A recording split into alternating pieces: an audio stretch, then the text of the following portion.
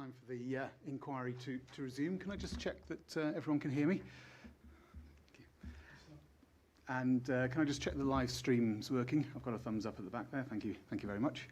And just a reminder to everybody, if you don't mind making sure that any electronic devices are switched to silent, so phones, laptops, etc. Just before I ask Ms. Drabkin-Rita to introduce her witness, there's a few procedural matters I just want to raise. Just to let you know that Mrs. Taplin's put the latest programme on the website today, and the item on the agenda today is hearing evidence from Mr. Kelly. In terms of, there's a number of site visits that myself and Mr. Clegg will undertake, and so those will be on an unaccompanied basis today and tomorrow, but we have asked the applicant to provide an itinerary for accompanied site visits, which we anticipate will be on the 18th of November. I just want to mention a few documents, just although, as you'll be aware from what myself and Mr. Clegg say quite often, we're not encouraging additional documents to be submitted, but sometimes it is essential for that to happen. And just so that it's clear, I just wanted to mention a number of documents.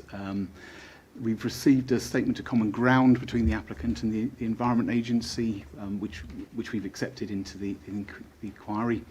Also, I think we've now got the document that we were looking for in terms of the Coton Orchard County Wildlife Site designation, so I can confirm that that's been accepted as well. Also, there was some speaking notes from a number of the witnesses that we heard when the inquiry was last in session. So those are the speaking notes of Professor Booth, Ms. Fry, Mr. Sadler and Mr. Baker, which have been accepted.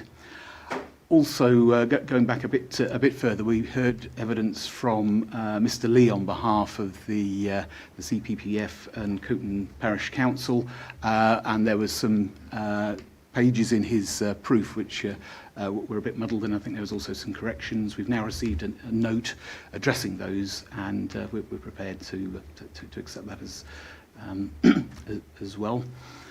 And also, obviously relevant today, we've received a supplementary proof from Mr. Kelly, and various parts of the draft local plan.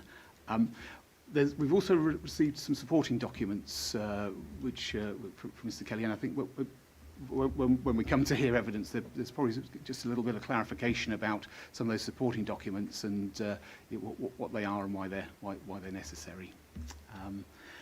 Also, as was mentioned last time we were in session, the applicant's ecology or witness is to change to Mr. Whitby, as I understand it, and our understanding is that Mr. Whitby will effectively adopt Mr. Ellis's proof of evidence, but I think it's been mentioned that there will be a note if there are any issues. So it's just to mention that obviously, we appreciate that Mr. Whitby will wish to sort of have a look at the site, and obviously he'll be providing his own evidence, but we'd want to make sure that the change of witness doesn't sort of result in a material change in the evidence. So I guess I'm just highlighting that's what we're expecting in any note. Mr. Cameron, you seem keen to... No, I was just going to confirm that is the position, sir. So he will provide a note because any witness might express things in a different way, but essentially he will adopt the evidence of Mr. Ellis. But there are some things he'll put in his own words, and as you probably will have seen from the correspondence, he's spending some time acquainting himself with the site as well. Which is to be expected. I think we just want to make sure that the note doesn't seem to go off into new areas of evidence. We're very conscious of that, but he is giving evidence as an expert, and if he disagrees on some point of emphasis, then it appears to me that he must be allowed to say that. I think what would be helpful for all parties, obviously not just myself and Mr. Clegg, is getting a copy of that note as soon as possible so that people have got an opportunity to look at it and prepare in advance. So it's in hand, sir.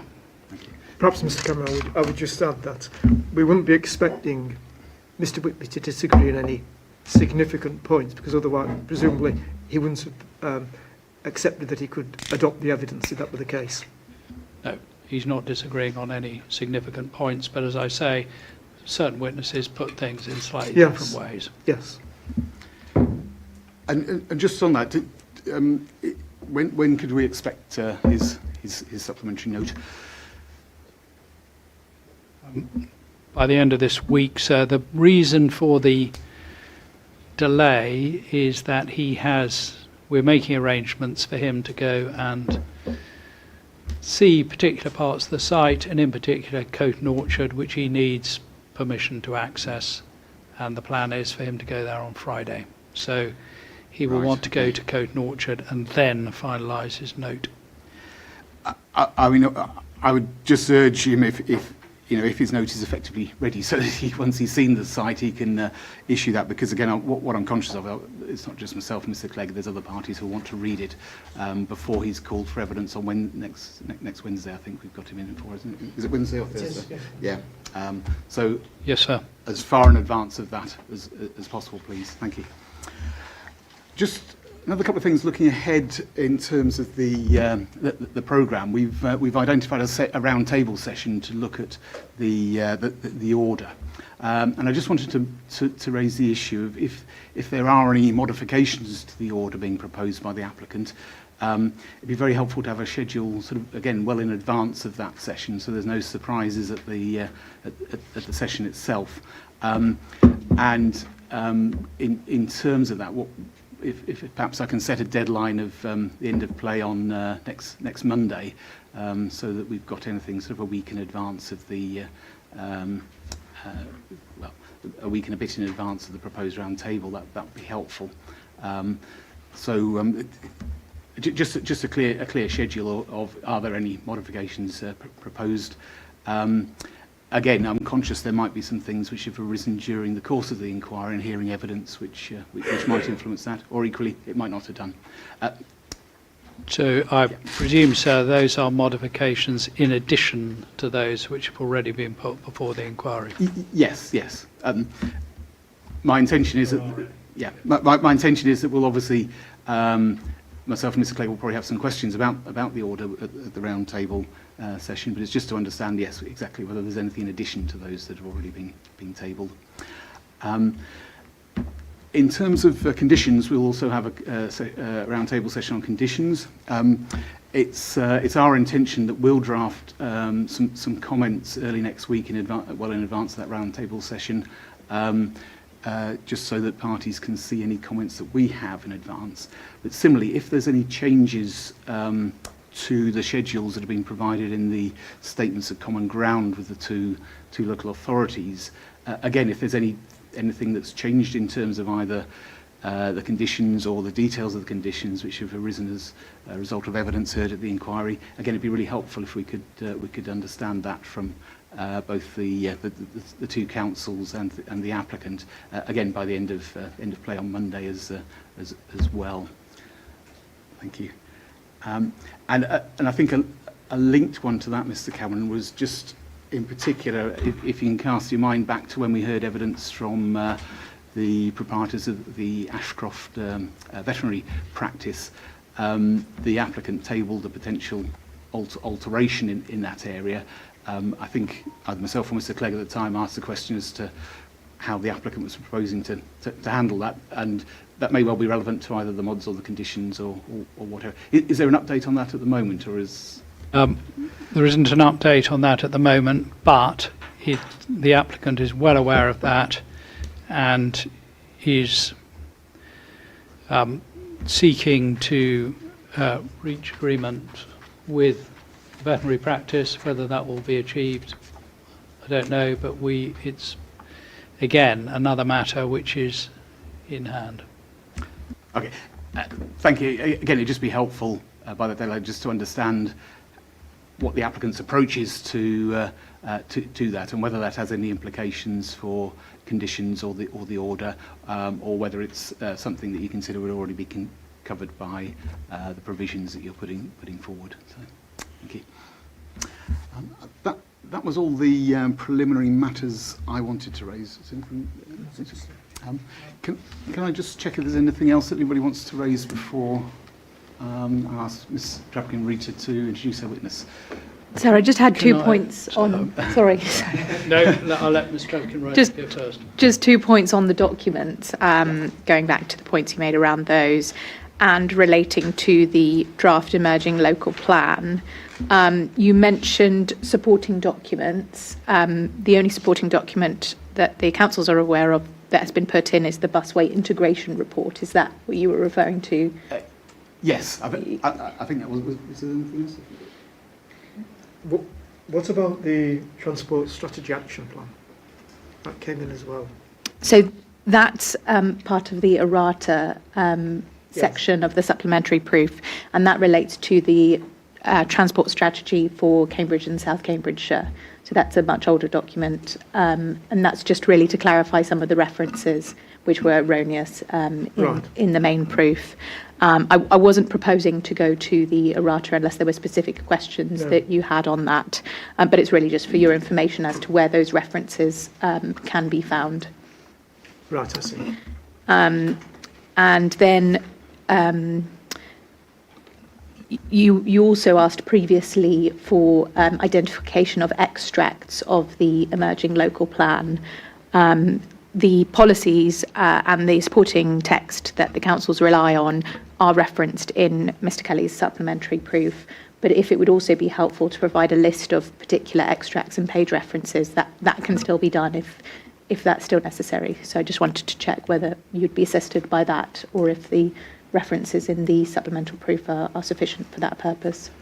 I think what we were expecting, because again, just for clarification, in terms of the documents that's been provided, I understand it probably because of the size it's been provided in a series of chunks. But does that comprise the full draft local plan in terms of what's been submitted?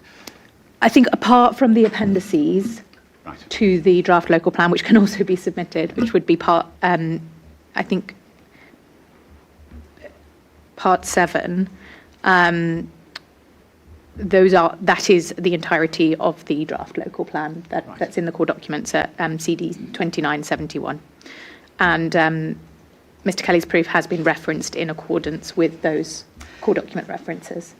Yes, no, I mean Mr. Kelly's supplementary note does helpfully provide the references and the PDF page numbers, so it's easy to go to them. I mean, we had actually, originally we'd asked for actual extracts of the particular ones for ease. I mean, I think what I suggest we do is we'll hear Mr. Kelly's evidence today and then take a view on that at the end. But I think at the moment it probably, even though it's sort of a bit more work, I think for those key references in terms of sort of site allocations and things, it may well be helpful just to have those as standalone extracts. But me and Mr. Clegg will just have a chat about that before we close. That's fine. We're happy to do whatever assists. It's just because obviously it's such a comprehensive document.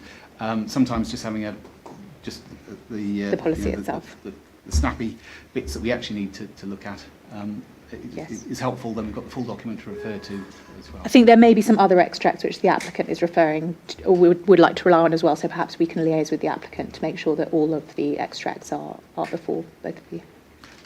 Yes, I mean, again, it's really just for ease of reference, because, as I say, the document's such a comprehensive one. Thank you. Mr. Cameron. Different points, but on that, when Mr. Sensical gives evidence, he will want to refer to the emerging plan, and he'll refer to it by reference to the documents which are already now before the inquiry. And it may be, sir, that when they're referred to, you will be able to note up the parts that he refers to. But if you'd like extracts, no doubt we can provide them, but it seems to me as though you're just going to be overloaded with documents if you do that. Yes. Well, as I say, we'll take a view on that, and certainly, as I say, Mr. Kelly's proof signposted us to the right areas. Other points. Clare Hall, I should formally report that on the 29th of October, Clare Hall withdrew their objection, the proofs of evidence, and all other representations submitted in support of that objection. I know you're aware of it, sir, but just so that it is formally before the inquiry, and that's recorded in Court Document 2803, which is the letter withdrawing the objection. Now, following on from that, the applicant, as you know, sir, had prepared a third addendum to the environmental statement in order to address the contentions made by Clare Hall that the ES was deficient. As you know from the round table session we had at the beginning of the inquiry, we don't accept the ES was deficient, but we had prepared this document, and sir, we have prepared the document so that you have the information to consider those points if you wish to. And I'd say wish to, but the Transport and Works Act 1992 imposes a duty on the Secretary of State in section 13B, subsection 1, and we've got it in our core document CD 509, and it's at page 14. I don't think you need to turn it up.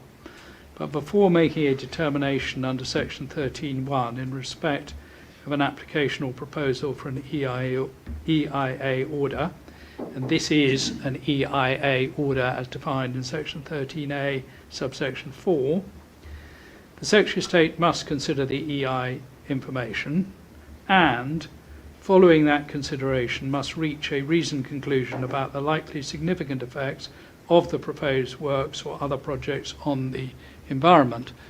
And we anticipate, sirs, that in your report you will want to advise the Secretary of State on that reasoned conclusion.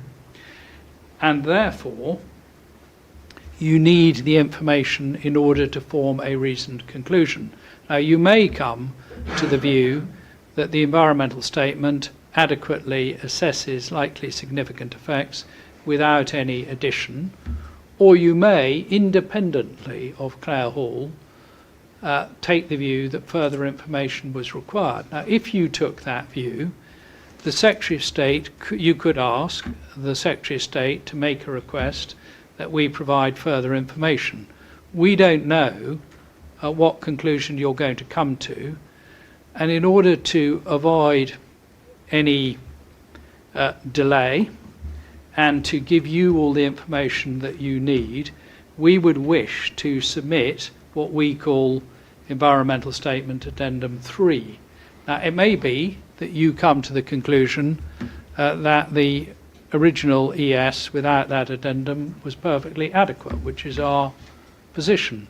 But we don't know what you're going to decide, and what we don't want is to then have a request for information and then have to provide it and then potentially reopen the matter, probably in correspondence. So that's why we wish to submit this document. Now, sirs, we accept that it does refer to the note from Clare Hall, and what we're proposing to do is to remove the references to that note because all their representations are withdrawn, and just list this document responds to the following points, and we'll set out the points. So that's what we're planning to do.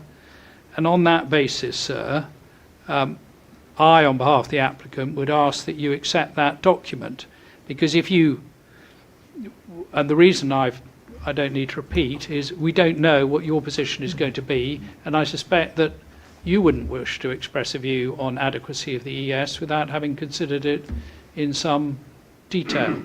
And this just gives you the additional information if it is required to come to that conclusion. Now, the Secretary of State has not requested the information, but then it is contemplated by the rules, Rule 17.6, that information can be submitted, which is not requested. It's also contemplated in the context of an inquiry that it can go in as part of inquiry evidence because it then becomes public. But if it's not accepted by you, it doesn't become public, and the applicant would then have to take a view, do we send it direct to the Secretary of State, which we would not wish to do. We'd wish to put it in before the inquiry. So I'm not asking for an answer now, unless you'd like to give one, but I am asking that you accept that document subject to it having been changed to omit the references to the Clare Hall note.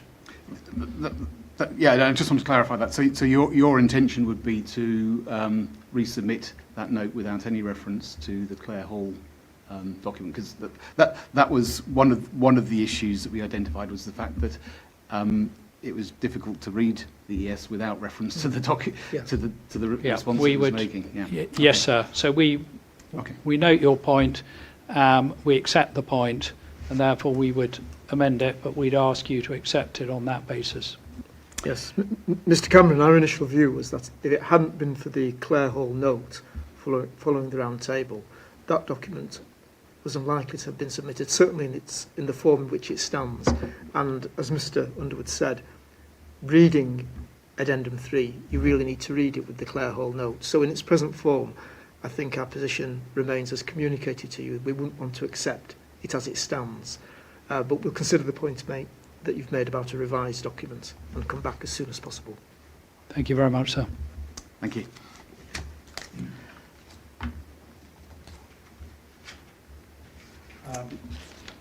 That's it for now, and I won't interrupt Mr. Abkin-Writer's case anymore. I don't think there's anybody else who wanted to make any procedural notes, so in that case, Mr. Abkin-Writer, I'll hand over to you, and if you'd like to introduce your witness, please. Thank you very much. Good morning, Mr. Kelly. I'll start by introducing you to the inquiry. You have provided 2 proofs of evidence to the inquiry. Your main proof of evidence, which can be found at CD 2612 Rep 09, and your supplemental proof of evidence at CD 2974. And they're the main documents we'll be referring to this morning, but there will be a number of other documents we will go to.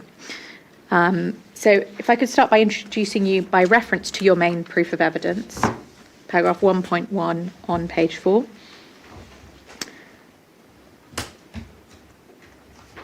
Your name is Stephen Kelly, correct? And you're the Joint Director of Planning at the Greater Cambridge Shared Planning Service.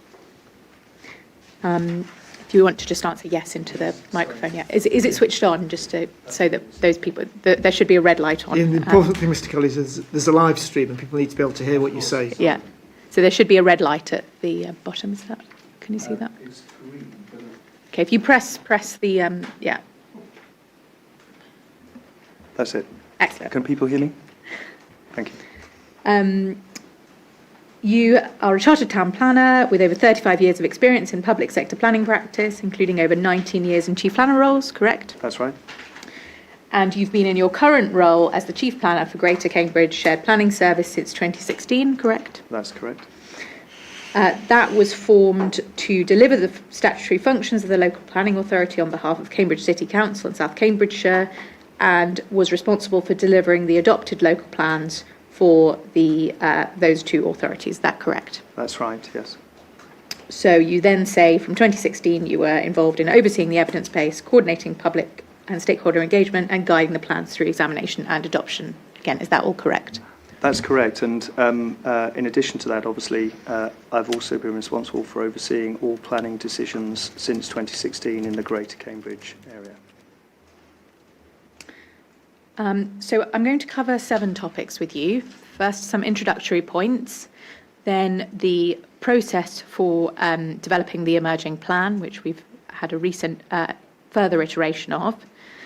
Thirdly, critical growth drivers for the C2C scheme. Fourthly, the spatial strategy in the adopted plans and the emerging plan. Fifthly, specific relevant policies in the adopted plans. Sixth, specific relevant policies in the emerging plan. And finally, a few points on the planning balance. So turning then to introductory points, And this is really focusing on your role at the GCSP. So you deal with this at paragraphs 1.3 to 1.4 of your proof of evidence. And you note there that you are currently leading the preparation of the emerging Greater Cambridge local plan on behalf of both councils. Could you just briefly explain what your role is in preparing that emerging local plan? Certainly. The Greater Cambridgeshire Planning Service comprises about 140 or so professional planners and associated staff. My role is to be the chief planner for both Cambridge City Council and South Cambridgeshire District Council. I sit on the executive teams of both those councils. And therefore, although it is described as a shared planning service, it is actually I'm the chief planner. My role is obviously to oversee the team. We have a policy team as well as development management, strategic sites teams, etc., overseeing and shaping the strategy in consultation with members of both councils, but also through engagement with all of the range of stakeholders, including the public authorities, the combined authority, the county council, and so forth. So the local plan rests with, the delivery of the local plan rests with me and with my team, with the support, obviously, of the decisions of councils. So you mentioned local plan delivery. What about the process of developing the emerging local plan, so prior to delivery? Could you explain a bit about your role in that? Well, as it said, I've been here since 2016, so I was also responsible for the final phases of the last two local plans in Greater Cambridge.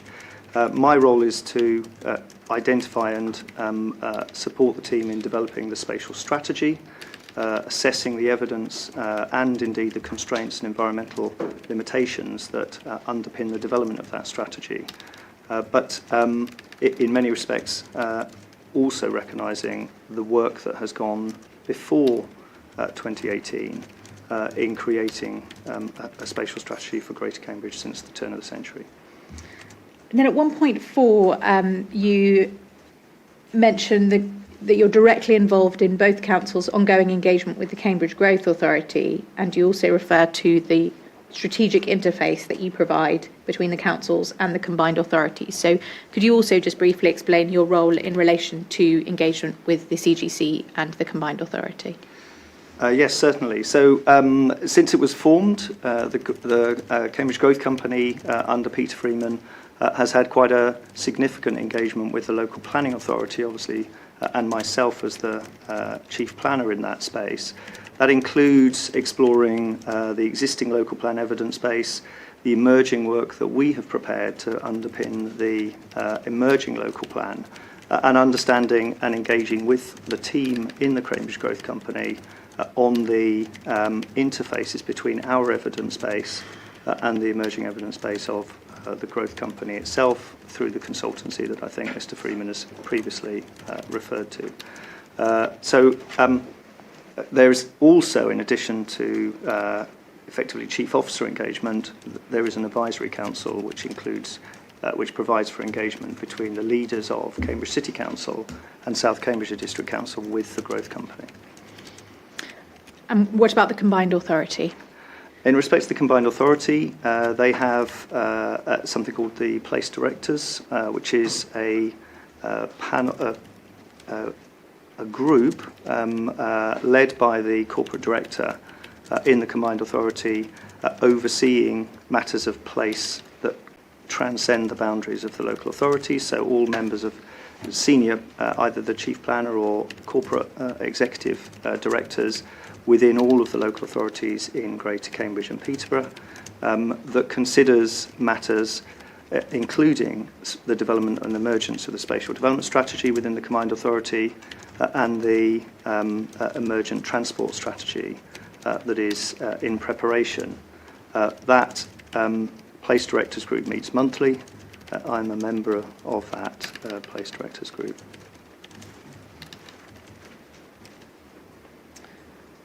And then could you briefly explain your involvement with this application and the C2C proposals, which we know have been going on for some time? Certainly. The previous before the creation of the Greater Cambridge Shared Planning Service as a formal entity, the two local authorities, and when I joined in 2016, the local authorities had been engaging in the development of the planning frameworks, but including the local plans that run hand in glove with the city deal, which is then expressed through a series of projects, including this project. So the spatial strategy and the transport strategy, of which Cambourne to Cambridge forms a component, my predecessors, but also my subsequent, when I immediately joined, we were intimately involved in exploring that. Through the process of the development of this particular project, I've led the team that has provided scrutiny through in-house expertise within the Greater Cambridge Shared Planning Service of the proposals over a considerable period of time, but specifically in relation to input into the scoping opinion for the environmental assessment, which involved consultation across both councils and within the Greater Cambridge Shared Planning Service consultancy team. We have a team of ecologists, arboriculturalists, landscape specialists, urban designers, as well as strategic planners who have reviewed the material provided by the applicant and advised the two local authorities through reports to their cabinets or scrutiny committees, in the case of the city, of the assessment that we've concluded.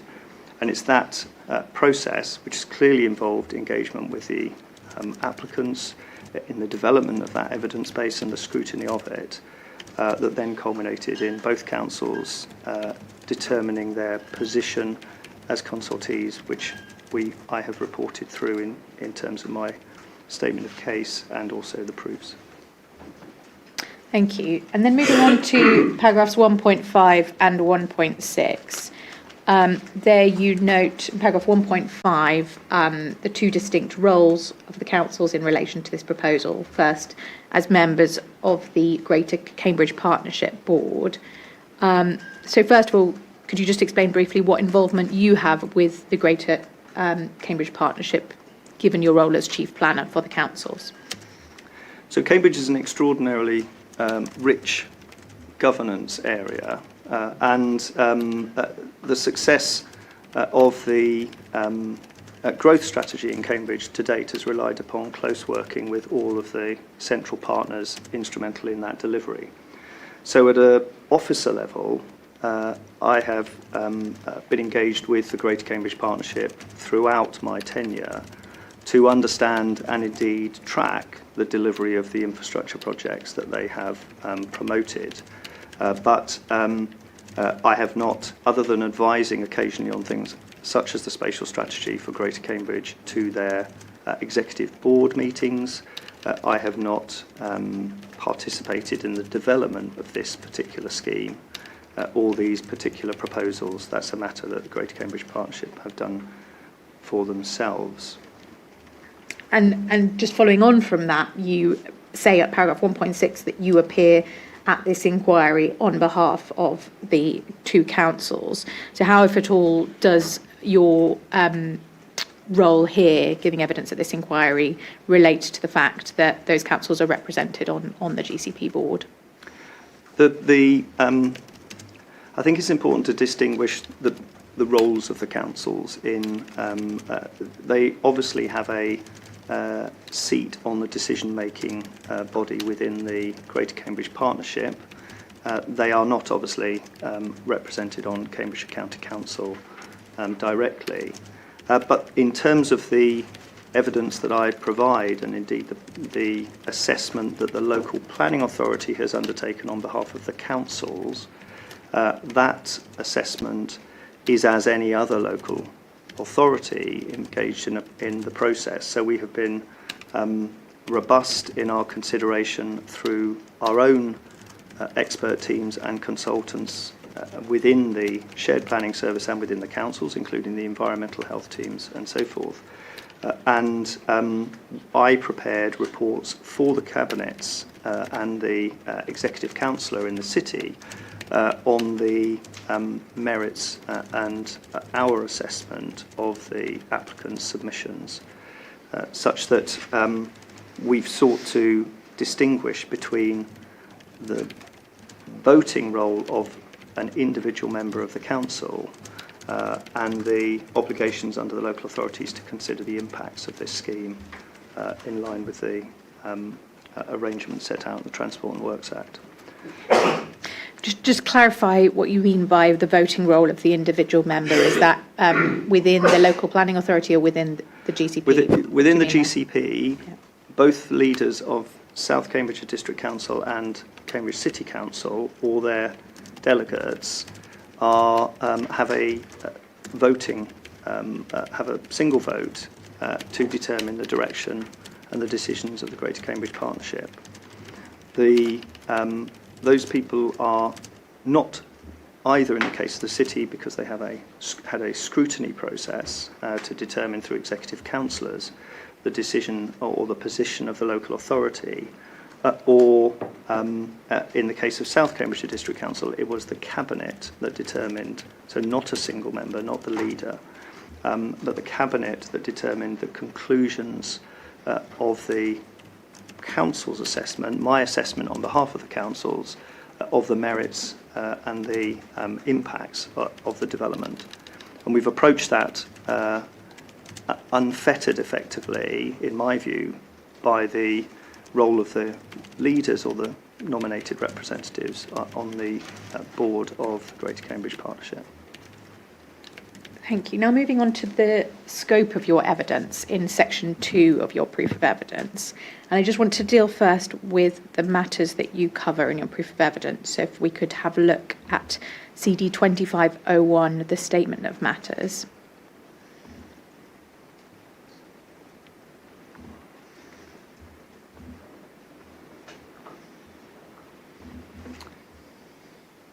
I have that. Yes, and just halfway down the page, we have the list of matters, and we can see the first is the aims and objectives of and the need for the proposed Cambourne to Cambridge guided busway. That's obviously set out on the first page of your proof of evidence, and you refer at paragraphs 2.2 and 2.6 of your proof of evidence to the proof assessing the role of the scheme in facilitating sustainable infrastructure-led growth, and the conclusion of the proof at paragraph 2.6 that the delivery of well-coordinated infrastructure to support growth is not only a local objective but a matter of wider strategic importance. Then in terms of matter 4, if you just go down to that refers to the effect of the implementation, operation and maintenance of the scheme, referring to the effect on East-West Rail, local residents, pedestrians, cyclists and motorists, and particularly at C, D and E, the effect on the environment, on the green belt and on heritage assets. And you deal with this at paragraph 2.3 of your proof of evidence. You refer to their drawing on the conclusions of the environmental statement and the council's independent review, which you've already mentioned in your oral evidence. And you go on to say that your evidence does not reassess those topics in detail, which are addressed in the applicant's relevant technical evidence with which the councils agree subject to the impositions of appropriate conditions. So could you briefly summarise how the councils have approached the environmental impacts of the scheme in the course of reviewing the application? So obviously officers from the councils have been involved in discussions with the applicants in the development of the scheme to understand the emerging conclusions of the environmental assessment and so forth. We have not commissioned any new work of our to inform the conclusions that we reach, but we have considered whether the applicants' assessments of those factors is acceptable and concluded through the process that we followed that the submissions are appropriate to allow the local planning authority and the councils to reach a conclusion on the planning balance to be struck in this in this case. And just for a record of that engagement, if we could take up the statement of common ground with the applicant, which is at CD, there's two for each of the councils, CD 29 and 12 and 29 13. But if we just take up CD 29 13 as an example and go to page 6, the record of engagement in that document. So if we go towards the bottom of page 6, you see there 14th of November 2022, a presentation regarding the pre-application and discussions around greenbelt and open space issues and draft planning conditions. Then on the 3rd of May, more discussion around the open space assessment.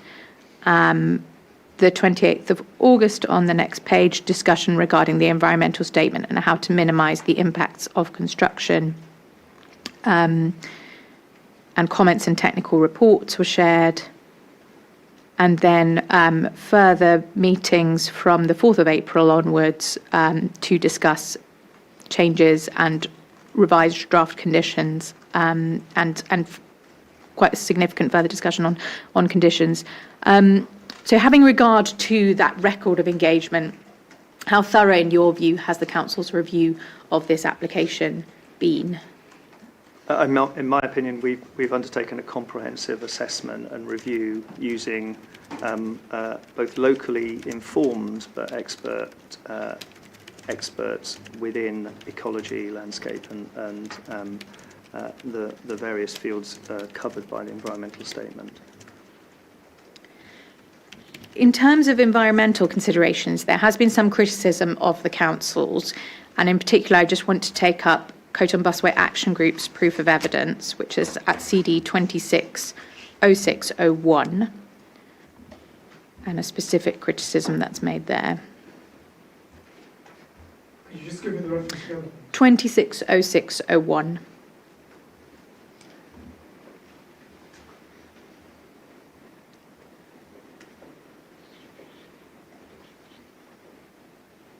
And this is on page 18.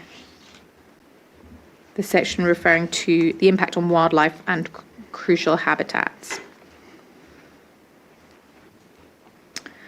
And the final two paragraphs of that section above the heading, the village of Cambourne, refer to the CTC busway cutting across designated priority areas, and noting in the second paragraph that it makes no sense for the city and district councils to back the Cambridge Nature Network while simultaneously supporting the construction of the C2C scheme. So I just wanted to invite any response you'd like to make on that, having regard to the council's approach that it's taken to reviewing the applicant's technical evidence in support of the scheme. Thank you. Yes, we are committed to the work of the Cambridge Nature Network. We've supported it for a number of years. We've been intimately involved in the combined authorities led local nature recovery strategy. I think it's probably important to consider the context within which the council has to operate. However, both councils have an absolute commitment to the enhancement of biodiversity and increasing the richness of the ecology. But we also have obligations in respect of a wider set of parameters, including the development of a spatial development plan. The consideration through the team of through the council's team and the engagement that you've just highlighted illustrates the extent to which the council has sought to support but shape the measures that are being promoted as part of the scheme with regard to nature, and noting the criticism, the councils have continued through the development of the planning conditions to try and ensure that the acknowledged impact, we've identified an impact on nature, but that those impacts are successfully mitigated through the development of those planning conditions. And I don't therefore see membership of the Cambridge Nature Network and incompatible with the development of a project which achieves wider public benefits. The role of the councils is to find ways to accommodate and mitigate those adverse effects. But in certain circumstances, we obviously have to have a wider set of considerations in terms of the way that we approach development of this nature. And then turning back to the statement of matters and just having a look at matter 3, which relates to the main alternative options considered by the applicant and the reasons for choosing the preferred option.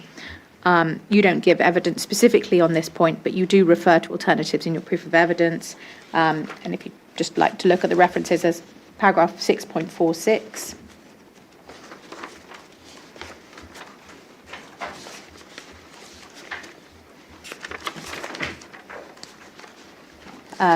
You note there, in the context of very special circumstances, that these factors demonstrate a clear and specific need for the proposals whilst delivering strategic public benefits of significant weight that cannot be achieved through an alternative proposal with lesser harm. And then again, at paragraph 7.7 in your concluding section, you note the objections raised to the scheme, including alternatives, and you say the alternatives are not realistic or would not deliver the same strategic outcomes. So what approach have you and the councils taken to the applicant's evidence on the issue of alternatives and on matter 3? In terms of the assessment that we've undertaken, the objectives for the scheme from the local planning authorities' point of view are that it provides a significant contribution to the delivery, as the transport strategy highlights, of a meaningful, indeed substantial shift away from private car use in order to be able to meet the transport objectives set out both in the transport strategy from 2015, but also importantly in the local plan, the vision-led strategy of the local plan. So what the local planning authority is seeking to achieve through infrastructure that supports transport enhancements for public transport is a fundamental shift in behaviour early in the development process for sites, so that people choosing both either to work or to live in a particular location can see very clearly the opportunities for sustainable non-car based travel. And you will see that reflected in both the adopted, but particularly in the emerging spatial strategy that we've recently published. So in the consideration of alternatives, I recognise there's been a lot of discussion around a specific alternative, but the paradigm shift that's necessary in transport in Greater Cambridge in order to realise both the growth ambitions from the government and the needs identified in the local planning authority's assessment on the basis of the transport modelling is significant.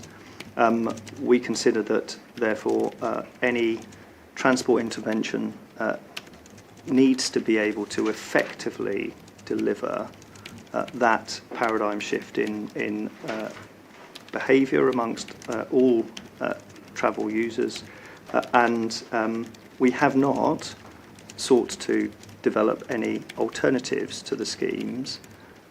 We have nevertheless considered the applicant's scheme in terms of whether it achieves that objective or not. I recognise the development of the options through the last 10 years or so of this project, but the local authorities have not sought to deliver an alternative or suggest an alternative. And you mentioned that there has been a lot of discussion, and you recognise that, around a specific alternative at this inquiry. Is there anything that you have heard during the inquiry that requires you to change your view as expressed in your proof of evidence regarding the alternatives? No. As I highlight, the modelling that we have underpinning both the adopted local plan but the evolving modelling that we've been undertaking over the last 2 to 3 years as part of sense-checking the spatial strategy that we are advancing, highlights the need, as I said, for a paradigm shift in the way that people travel around this area if we're to secure the spatial objectives. And in my view, and in discussions with a number of developers, a number of employers, the availability of a distinctive and significantly defined public transport solution is a significant important consideration. So having heard the discussions and observed the evidence submitted particularly from Cambridge Past, Present and Future on their proposed alternative, I think there is recognition that that scheme was an interim solution. What we and our conversations with a number of the developers are looking for, however, is something that is clear and a meaningful and significant long-term piece of infrastructure that will shift behaviours from the beginning of the development or indeed at an early point in the development, rather than a series of interventions that will not, in my view, realise the objectives necessary to deliver the plan. Moving on then to the next topic, which is the emerging plan, and just looking at the process for now. And this is set out in your supplementary proof. So we know that a new Regulation 18 version of the emerging local plan was published last week, and that's at CD 2971. But we don't need to turn that up right now. And you also refer to the development strategy update, which is the previous local plan document in your main proof of evidence. Section 2 of your supplementary proof deals with the process for developing the emerging local plan. Could you just briefly explain why it was necessary to produce a new Regulation 18 version of the emerging local plan at this stage? Certainly. It's been several years since we produced the last Regulation 18 version. A number of material factors have impacted upon the plan-making process for us, including the planning reforms that have now set a very clear deadline for the submission of local plans of December 2026. The plan that you have in front of the inquiry, the regulation plan, subject to it being approved by members for consultation, is far more comprehensive in terms of the extent of the policies that it puts out, but also updates the need assessment and considers the spatial development strategy in the context of announcements, including changes to or the government's affirmation of the East West Rail project, but also additional economic forecasting that we have been undertaking, which shows, notwithstanding movements in the housing need assessment, which we have recently sense-checked against the new standard methodology, but shows a progressive increase, as you will have noted in my proof, of forecast economic growth.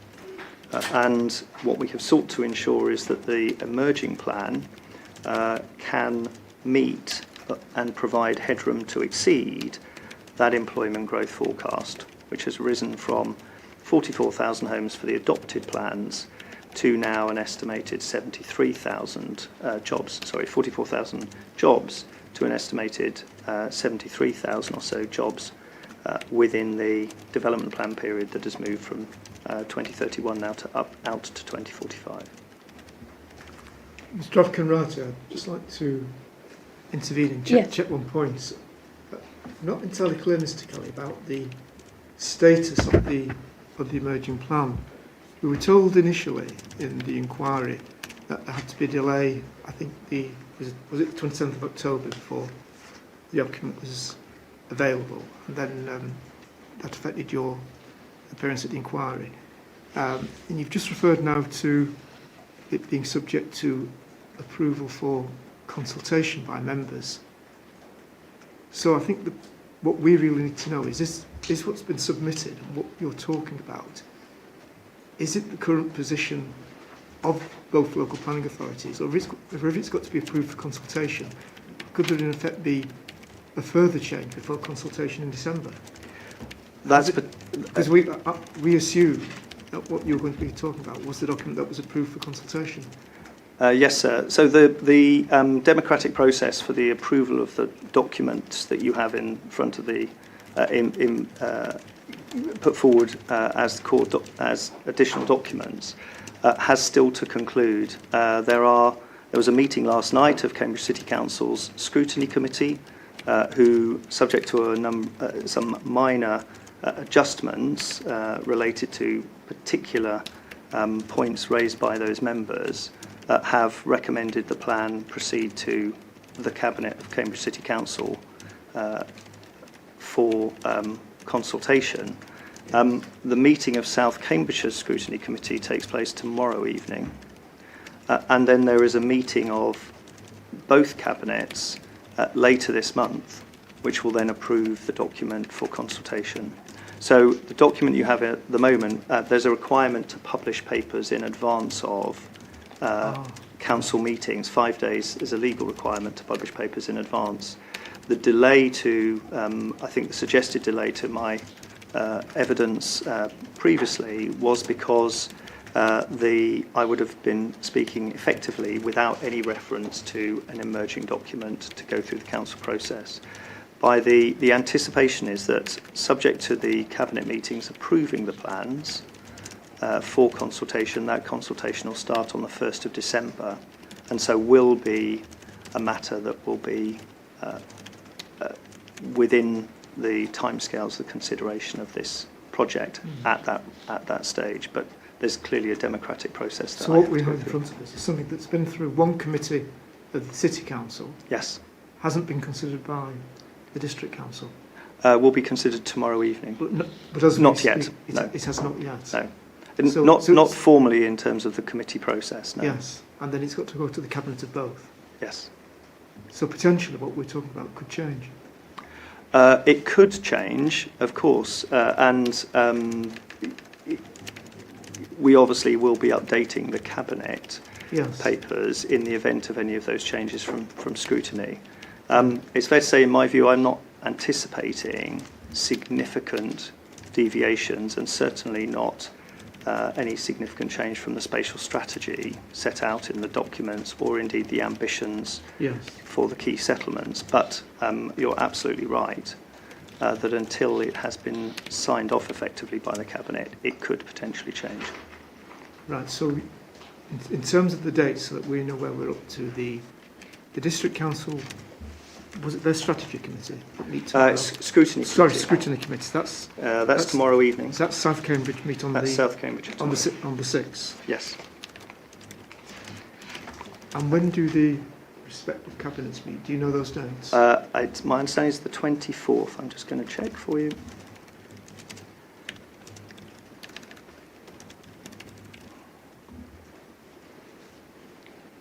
Yes, it's Tuesday the 25th, sorry, of November. For both councils? Both councils will meet, yeah. And does it end with cabinet, or does it have to go to the full council? So obviously it's not plan adoption, so cabinet has the authority within both councils to agree. So once those meetings have taken place, we will then know what the position is on the emerging documents. I see. And sorry, was that a joint cabinet meeting of the two councils, or two separate cabinet meetings at the same time?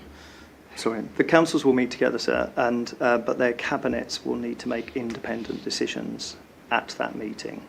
But I'm expecting the councils to make decisions on the plan.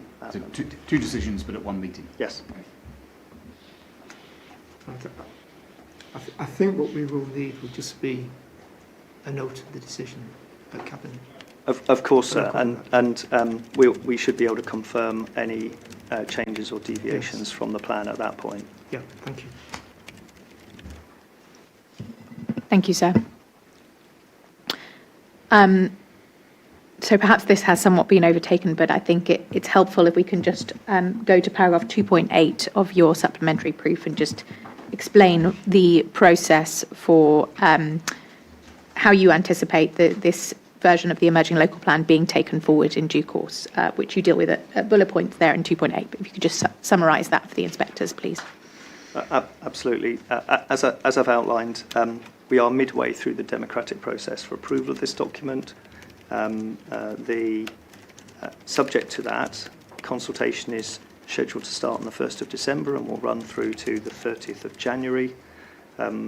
Following that phase, we'll consider the responses.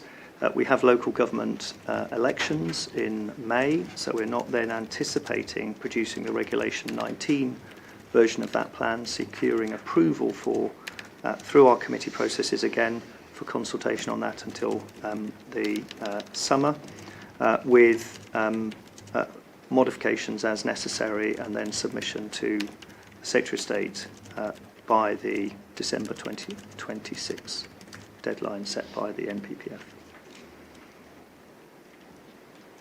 And then you deal in the final bullet point, I think, with the examination timetable and adoption. That's right, yes. The expected adoption point, depending upon the examination process, we have had 800 submissions of sites for the local plan, but the examination process, we're making an assumption, will take place through 2027, with the potential, therefore, for adoption in 2028 or 2029.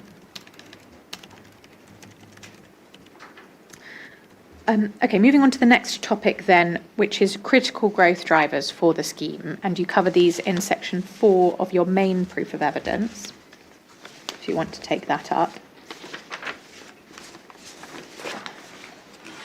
And that begins on page 10.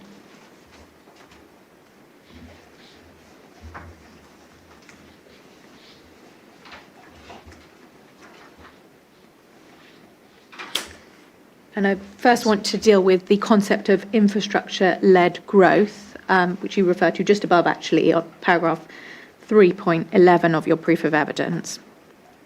And could you just explain what you mean here by infrastructure-led growth? Certainly. I mean, I've worked, as my statement of experience says, I've worked in a number of different locations, but I've not worked in a place like Cambridge, where there is an innovation ecosystem that depends upon highly connected, people-centric encounters to drive economic outcomes. Uniquely, almost, I think, for a city of this size, the encounters that people have, and I've heard people commenting that that's a diminishing issue. That's certainly not the experience and feedback that I've had from speaking to both the industry representatives, but also individual developers operating in the life sciences, digital and AI sectors, that Cambridge is relatively unique in that its economic performance, its innovation, rated, I think, second in Europe as the most innovative location in Europe. But its success derives from people meeting other people for science and industry and economic development.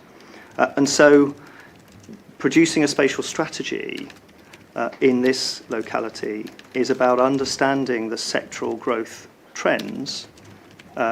We've undertaken detailed assessments of the likely trend-based growth in all of the economic classes because of the significance of those economic sectors, particularly research and knowledge-based, knowledge-intensive sectors.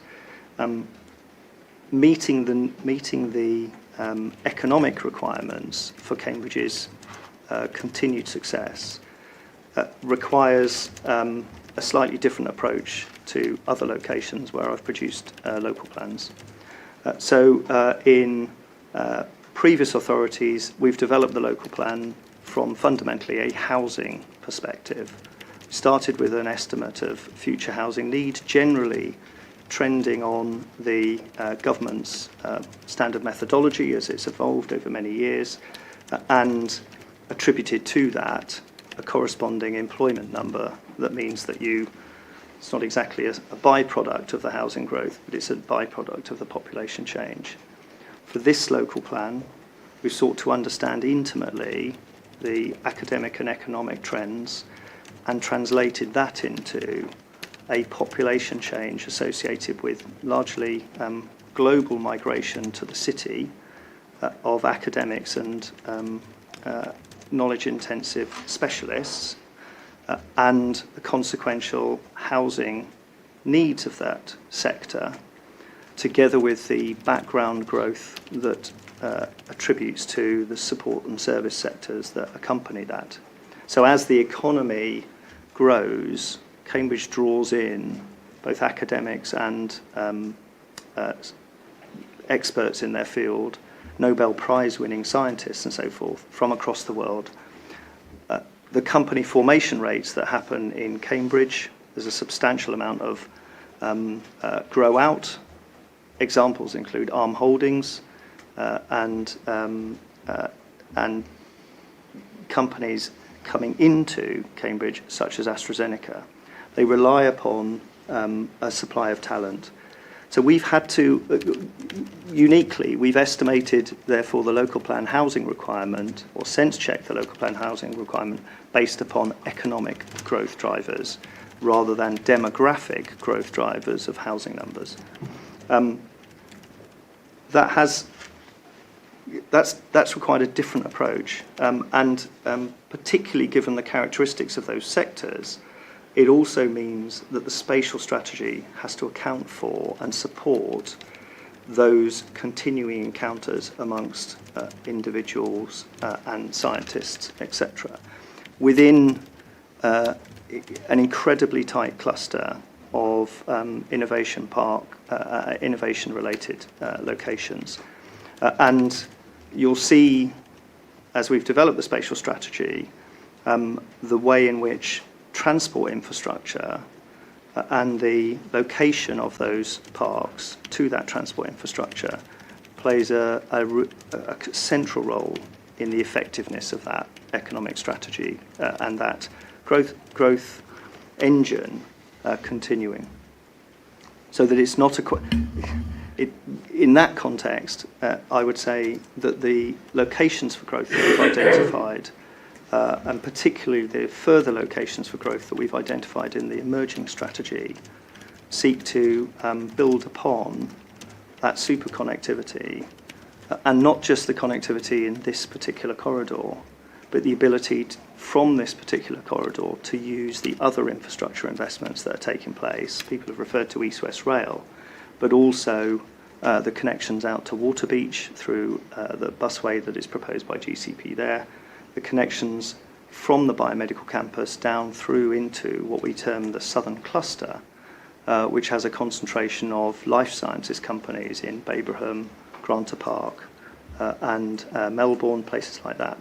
So it is a connected ecosystem here in which developing a spatial strategy to internalise the trips within that ecosystem requires a significant public transport investment, but also an understanding of the growth factors that sit behind that economic performance. Mr. Kelly, just thinking about the relationship between the jobs forecast and housing that you mentioned, I think the figures that you quote in your proof, the jobs numbers are running quite some way ahead of the housing numbers. Yes. Can you just sort of explain, given what you've said about housing depending on the jobs, can you just explain why that is the case? Certainly. There's a huge amount of background documentation that we didn't want to submit to the inquiry because I think there are substantial appendices. But effectively, it's important to understand that the jobs to homes ratio, which we've explored through the local plan process, is not a one-to-one ratio. In other words, we generally have a trend towards younger households where there may well be both parties in that household will be employed. Equally, it's not a 2-to-1 ratio. So what we've done is we've looked at patterns of jobs to homes and taken account of factors such as the age of the workforce, or indeed the demographic age of the entire community, because some people occupying homes will be retired, some people will not be economically active, for example, and we've arrived at a figure which equates the 73,000 jobs to a smaller figure, in fact, than the 51,000 in the development strategy update, and that's accounted for by different patterns of behaviour. It's accounted for by different household sizes, and indeed what appears to be a increasingly younger demographic, in which more of the household is economically active than perhaps has been the case. So there's some finesse that goes behind those figures. So have you developed a ratio for this? Yes, most certainly, yeah. There's a ratio that we used and we've sense checked against the census. I don't when think it you came mentioned up. that in the proof, you know what it is? I would have to, if I'm happy to submit a paper, but there's an extract from the, and it's actually a different ratio between South Cambridgeshire and the rural areas to the city. It varies depending what It varies on the city, area so you're looking at. I'd be more than happy to provide a note that explains how we've approached that with our consultants, but I'd probably be unreliable for me to give you a figure off the top of my head. Mr. Kelly, you used the phrase encounter a few times. Just for clarity, can you just explain what you mean by that and what the implications are? What's been explained to me by, for example, the Wellcome Genome Campus, is one of the extraordinary things about the Cambridge ecosystem is the fact that a Nobel scientist can, or a postdoc academic, can have an idea which within the day, the week, can be tied into a meeting over coffee with a Nobel scientist or indeed a leading academic, in turn able to sit down with people like Cambridge, the university spin out Cambridge, I think it's called Cambridge, the name escapes me, sorry, but with effectively the finance side and people able to raise funding to develop that idea. So that's a very compact ecosystem, but the ability of people to be able to rapidly engage with one another around, over a coffee virtually, around concepts and opportunities is described to me as fairly unique. And places like the biomedical campus, where you have a massive acute hospital with fantastic data, sitting alongside AstraZeneca with extraordinary access to science and resources, sitting next to the Cancer Research UK, is quite unusual, in the same way that in the Wellcome Genome Campus there is the European Bioinformatics Institute sitting alongside the Sanger Institute with expertise in, so you've got data and science sitting alongside one another.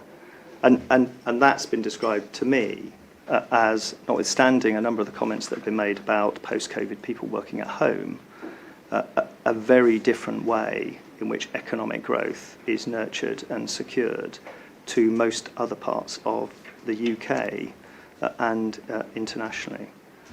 So by encounter, that means physical people actually meeting together, not necessarily online. Things like, is that what you're suggesting? Absolutely.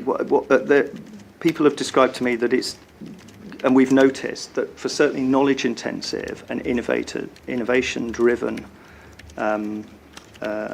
growth, it is not about Teams meetings. It's actually about sitting with people, being able to go walk along the corridor or walk down the road to have a coffee and have a conversation with the expertise and to build ideas into an innovation ecosystem. And that's borne out by Cambridge's performance over the last 5 years, certainly post-COVID, and the ability of the city to develop patents and so forth. Thank you. Thank you. So you've mentioned a lot about the employment kind of strategy and innovation and ecosystems. But how, if at all, is the concept of infrastructure-led growth relevant to the distribution of housing development in the spatial strategy, bearing in mind what you've already told the inquiry around changing behaviour and mode share and things like that? So the Cambridge's history of growth, which I set out in my original proof, is that it has sought to expand on the edges of the city. We've identified the most sustainable ways in which the city can grow, and over the last 20 years, the city has released significant quantums of land on the edges of the Greenbelt to create places like the Cambridge Biomedical Campus, the Eddington development on the western side, but we've now reached a point where further growth within the city, on the edges of the city, would require the development of greenbelt sites that have significant value in terms of the purposes of greenbelt in a Cambridge context, which, on top of the national purposes of greenbelt, include respecting the setting of the historic city. There is a distributed network of science parks, something like 21 science parks within close proximity of Cambridge, that both sit within the city, such as around North East Cambridge, rest in the biomedical campus, in places like Peterhouse Technology Park, which is where Arm Holdings are based on the edges on the eastern side of the city, and emerging in West Cambridge, which is the University of Cambridge's substantial innovation district that it is now driving forwards to deliver with, I think, something like 400,000 square metres of space, both to provide for academic development, but importantly to provide for commercial interfaces, building on the point that we've just discussed about being able to blend academic research. So the opportunity to be able to expand the city further without harm to the Greenbelt purposes has been almost exhausted in the context of both national planning policy priorities, which is to respect the Greenbelt, local objectives, both from our communities to safeguard the form of the compact city, to safeguard the Greenbelt land that surrounds it from its historic setting, but also the objectives that have been evolved to capture and support not only Cambridge itself, but the science parks beyond Cambridge through public transport infrastructure. So what we've had to do is, in order to protect the city and allow it to grow, and indeed to protect the Greenbelt, the spatial strategy promotes development of significant new settlements beyond the Greenbelt, where you can secure both the climate objectives around internalisation, but also place, through securing high-quality public transport corridors. And you'll see in the strategy over recent years the development of Waterbeach and Northstowe, and obviously from the 1990s, Cambourne and then Bourne Airfield as sequential developments in this western corridor. The latest strategy amplifies or supports and sits on top of those investment decisions and the strategy around infrastructure to build further on that spatial strategy with the expansion of Cambourne again to the north and with a new settlement potentially at the southern end of the Cambridge South East Transport Corridor, which feeds directly into the biomedical campus. What, in your view, would be the impact or the implications of not adopting an infrastructure-led approach? I think there are real risks to the ability of Cambridge to be able to grow successfully without resolving transport infrastructure concerns. Congestion and the impact that it has on staff and therefore the attractiveness of the location to employers looking to invest in this area is now a significant challenge. So in the entire time that I've been in my role in Greater Cambridge, I've had a consistent stream of feedback which focuses on concerns around congestion and transport, because again, the success of the Cambridge economy nationally depends upon the ability to attract talent from around the world, the environmental conditions that bring that talent here, and their access to things like housing and affordable housing are significant considerations we understand from of the people coming here. So if we're not able to deliver a transport-led solution, we have tested previously the potential for sites to be released on the edges of the city, but in itself that presents a series of transport and congestion related challenges, as well as the environmental harms to the Greenbelt. So delivering transport infrastructure early in the process is a central part of both the economic growth strategy, so removing the disincentive of people to come to the city, both employers from around the world and their staff, by providing appropriate transport solutions, but also driving the mode shift that we know is essential for existing residents in the city to better be able to realise their working and cultural lives, but also to reduce the carbon emissions that are associated with those trips and congestion, which is a central plank of both councils' climate emergency declarations. And the NPPF now tells us to take a vision-led approach to transport infrastructure and planning. How, in your view, does infrastructure-led growth fit in with that vision-led approach? I think we've been taking a vision-led approach to growth through transport, vision-led transport planning for a number of years, and reference to sites, the decisions, for example, around Waterbeach, and the widespread adoption of trip budgets in concert with the County Council as Highway Authority over the last 5 years or so for sites like North East Cambridge, evidence is the fact that I think we have taken a vision-led approach to the development of our spatial strategy, recognising that transport is a central part of that. Reducing private car use is a central part of that objective.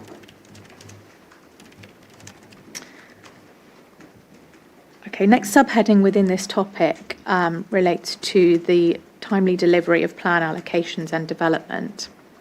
And you deal with this at paragraph 4.3 of your main proof of evidence, where you say what now matters is not just the policy framework, but the ability to deliver these allocations, you're referring there to Bourne Airfield and Cambourne West, in a timely, sustainable and viable way. And you say at the end of that paragraph that the Cambourne to Cambridge scheme is essential. Can you explain why you say that the scheme is essential to the timely delivery of those allocations?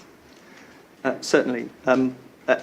Both Cambourne West and Bourne Airfield are, as I've highlighted, part of that wider ecosystem of public transport and connections between where people work and where people have their homes. The assumptions that underpin the delivery of both of those sites in terms of the transport modelling make clear the need to drive a continued mode share away from private car use. In the case of Bourne Airfield, there is also a impediment to the build-out of Bourne Airfield linked to the delivery of infrastructure. And that's a result of the growing pressure on the Western Corridor and the approaches into the city.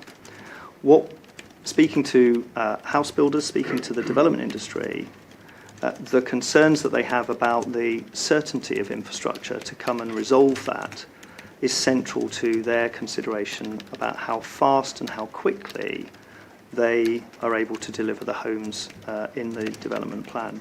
And so confidence in solutions, confidence in the ability of, in the case of Bourne Airfield, the public authorities and the infrastructure to resolve the barriers to delivery are central to the rates on which we're expecting to see new homes come forward in this corridor at a time when housing affordability. And of course, those new homes are not just market homes. There is a 30% affordable housing obligation on Cambourne West. There is a 40% affordable housing obligation on Bourne Airfield. So a substantial quantity of affordable homes being delivered and unlocked through the early delivery of that infrastructure, but unlocked in a way which provides genuine mode choices for the residents of those two communities. And if the order that's being applied for through this process were refused and the GCP had to come up with another proposal or reconsider what they were going to do in this corridor, what, in your view, would be the impact for that development at Bourne Airfield and Cambourne West? I think it's important to understand the way in which the discussions that we've had with developers across Greater Cambridge, how they approach matters such as this.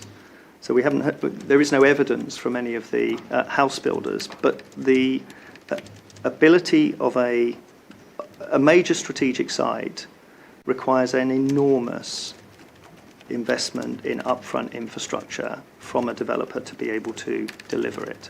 That includes the services, the roads, the layouts, and that's before you secure an economic return, such that a number of the strategic sites that we are involved with do not effectively go positive in terms of their financial returns until late in the process. What that means is that where there is an impediment to a potential barrier to the implementation of build-out rates, notwithstanding market cycles, that presents a significant risk to a developer around whether or not they are able to bring forward development at pace. On top of that, the Section 106 obligations of the planning permission also impose further borrowing implications for some of these large developers, for some of those big things like schools, which are required to be funded through the Section 106 agreements. And clearly, for a house builder, the uncertainty about whether a piece of infrastructure is going to be available in order that, in the case of Bourne, for example, they can continue to build once they've started, I suspect is a significant factor in whether they actually start work based upon the costs involved in delivery. Now, I think people have highlighted the lag in the commencement of development and suggested, I think, that only a limited number of homes would be built before potential alternatives might come forwards. I observed Mr. Lee's evidence amongst others in that respect. But that in itself is part of the challenge, in that if only a limited number of homes are able to be delivered before one reaches the absolute stop of a Grampian condition on further development, the level of risk that a developer is prepared to take, investing tens of millions of pounds in infrastructure, is equally amplified, such that there is a risk, and we've seen this across the country, that in many cases that risk and the financial institution's view of it means that you do not start the development at all. So a delay or uncertainty in the ability of the applicants to be able to resolve planning conditions that represent an impediment to the implementation or build out of that scheme presents a significant risk to delivery. Mr. Kelly, you said early on in evidence that you've been responsible, I think, for all planning decisions in the area since 2016. Yes. There's a restrictive condition on numbers on the planning permission for Bourne Airfield. Why isn't there a similar condition on the site at west of Cambourne? So at the time, it's important to understand the timing of those decisions. The Bourne Airfield decision was issued in 2024. The Cambourne West decision was in 2017, so in advance of the adoption of the current local plan, but at a point when the council had a 5-year land supply shortfall. that engaged paragraph 14 of the MPPF, as it was at that time, of presumption in favour of development proceeding. You'll probably recall the consequences of that. The transport modelling that was undertaken at the time for Cambourne West identified significant benefits arising from the implementation of Cambourne to Cambridge in concert with the measures that were embedded in the phasing of that planning permission, including the delivery of the link between Bourne Airfield, which was at that point a allocation in the draft plan, and Cambourne, and by then association, the connections through Cambourne. But it wasn't, the Highway Authority at that point were not of the view that no development should proceed until the link was, the Cambourne to Cambridge scheme was in place. What was secured and what was recognised, we haven't submitted the committee report, there was a significant discussion in the committee report for that item around the importance of this public transport corridor, bearing in mind at that point the draft policy for Cambourne West that was within the, or development west of Cambourne, which was part of the local plan, or the emerging local plan. So the Highway Authority did not insist upon it, but I suppose important to consider the difference in timing between those decisions, and also the imperative to build homes in order to contribute to the 5-year land supply of the local authorities, which was a material factor of significant weight in the determination of the application at that time. But given that difference in the two planning decisions, is it correct to say that the C2C scheme would then unlock 6,000 homes, which I think is what you're saying in your proof? Because I presume that includes west of Cambourne. I think it does, in my view, and I say that because the successful delivery of Cambourne West depends upon the availability of a high-quality public transport link. There is, as people have pointed out, no explicit condition preventing those homes from being occupied, but that is very different to the creation of a successful place, which the policy envisages, which the Section 106 seeks to facilitate as necessary to achieve the vision within the 2018 local plan of sustainable growth, and to reflect some of the comments that I've already made about the importance of providing that mode choice. And elsewhere in the strategy, in my proofs, I allude to the implications that already exist, and I think in core documents you have submissions from Cambourne College that highlights the current impediment to students in Cambourne from participating in the extraordinary economy that exists in Cambridge for both their education and for future work. So there is not an absolute prevention in the way that there is on Bourne Airfield, but the successful implementation of the Cambourne to Cambridge scheme was contemplated within the Cambourne West decision, is facilitated by the Section 106 agreement, which is quite clear that it's necessary infrastructure to successfully deliver the vision, and is linked to the subsequent developments at that time that were in the draft local plan. Thank you. Mr. Travelling, it's about the time where I'll be looking to take a break, but I was just going to check first how much longer you think you'll be in examination in chief, to see whether we continue for a while or take a break and continue afterwards. I think I said 2 hours, and I think I will certainly need those 2 hours. So I probably have at least another hour to go.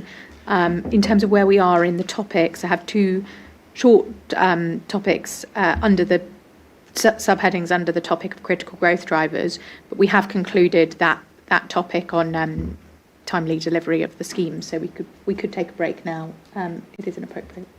Yeah, thanks for explaining that. Well, I make it almost 25 to 12, so what I suggest we do is take a quarter an hour break and we'll resume at 11:50, so the inquiry is now adjourned. Thank you.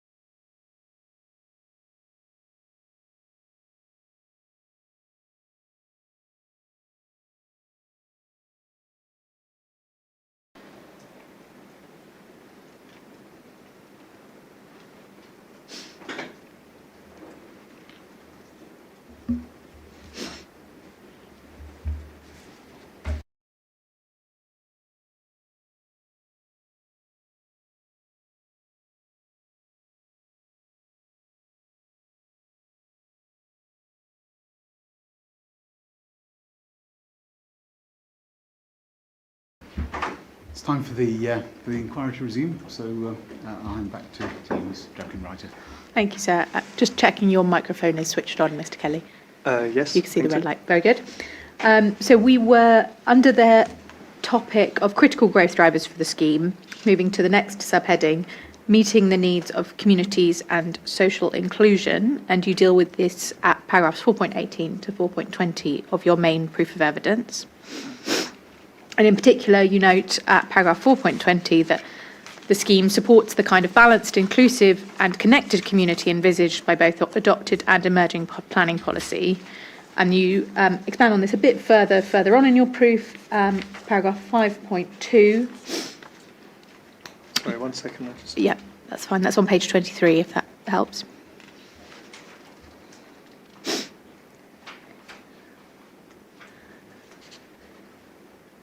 You note there the strategic case, including considering growth beyond the adopted local plans, is compelling and critical if economic growth is not going to intensify inequality of opportunity in Cambourne and communities west of the city. So could you just explain a little bit further how, in your view, the scheme, C2C scheme, supports social inclusion and reduces inequalities? Certainly. Well, as a set out, and indeed I think as I referred earlier in terms of you have in the core documents, there is a sense to which the paucity of public transport access between Cambourne and Cambridge is adversely impacting on the opportunities provided to younger people particularly, but also I'd extend that to those people who don't own a vehicle, either because of either through choice or through their particular circumstances, including those people who are older but still want to take advantage of the cultural and well-being related opportunities in the city. And you've already mentioned Cambourne College. You refer at paragraph 5.1 of your proof of evidence to anecdotal evidence from Cambourne School.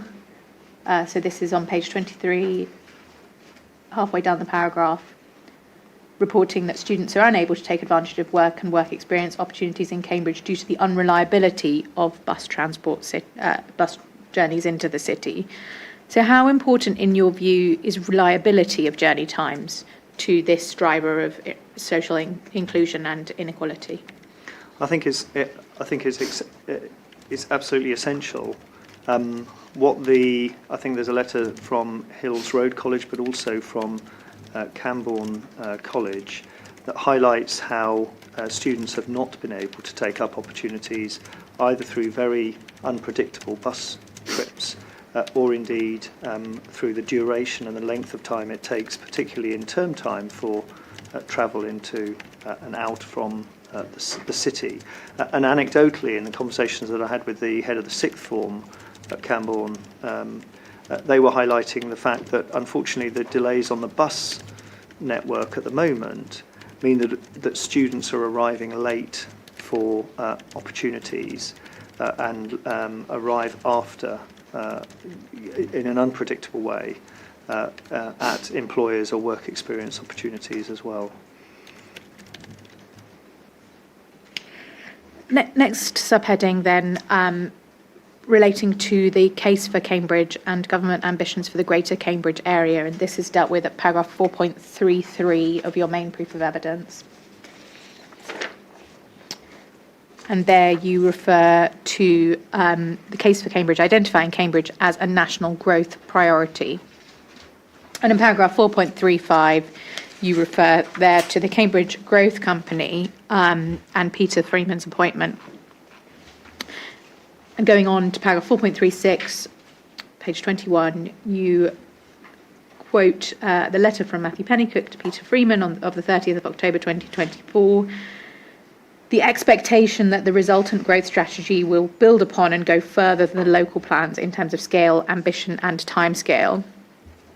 So just seeking your assistance on what role you think the scheme has to play in those ambitions and the proposed levels of growth that are envisaged by the establishment of the Cambridge Growth Company.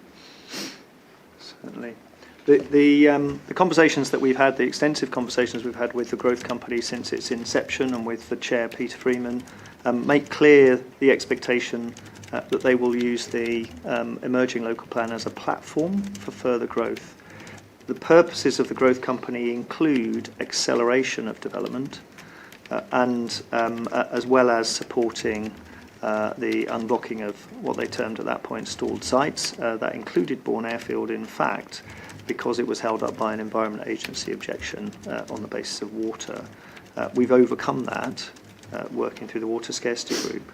But the growth company clearly, to achieve its objectives set by government, need additional sites to go beyond the local plan in terms of housing. In the letter to Peter Freeman from Matthew Pennycook is about acceleration, and in that context, could neither onto a single spatial strategy. That manifests itself in the two local plans, but they were examined together by the Planning Inspectorate for soundness. The spatial strategy that was a shared spatial strategy, in other words, the approach to development within and on the edges of Cambridge, then translating into development beyond the Greenbelt. And that spatial strategy, although it was embodied in two separate documents, was effectively overlaid within those documents and was found sound upon examination, such that the councils have at this moment in time a joint housing trajectory for the purposes of calculating their 5-year land supply. And that's important because of the way in which the spatial strategy emerged with early development on the edges of Cambridge, places like Trumpington Meadows and so forth, being complemented in later parts of the plan period, where we are now, where sites like Northstowe and Waterbeach and others are increasingly making a contribution to the housing needs of the greater Cambridge area. So that was examined by Laura Graham as the planning inspector and found to be sound and an appropriate spatial strategy for this area. It's clearly not a joint plan. The authorities have moved for this plan to prepare a single joint plan consistent with the objectives set out in the city deal. And if we go back to CD 602 and just go down to paragraph 2.17, we see there the councils have reviewed the Sustainable Development Strategies 2016 and then referring to the objective to locate as many jobs and homes in and on the edge of Cambridge had to be considered within the context of a recently reviewed, tightly drawn greenbelt, which aims to protect the unique character of Cambridge, etc. So how has that objective informed the spatial strategy and the adopted local plans? So as I highlighted, we undertake, for the last local plans, we undertook a inner area greenbelt assessment to determine whether any further land could be released without harming the greenbelt purposes for the City of Cambridge as part of that plan. On the basis of the harm identified to further site releases, and there were a number of submissions made through that plan examination that suggested areas on the edge of the city should be released, as indeed there have been a significant number of submissions for this plan. The conclusion was that no further releases should be made from the Greenbelt, but that the next most sustainable location was through the form of new settlements beyond the Greenbelt, where one could determine a critical mass that would both make those sustainable locations or support them becoming more sustainable locations.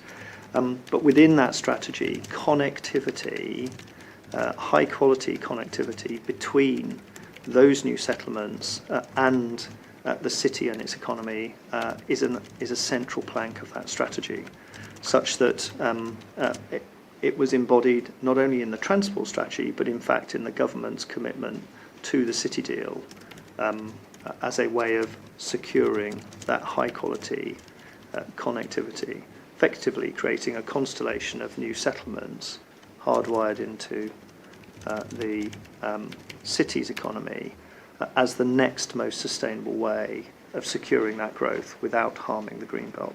The development of infrastructure in the Greenbelt was a recognised consequence of that strategy at that time.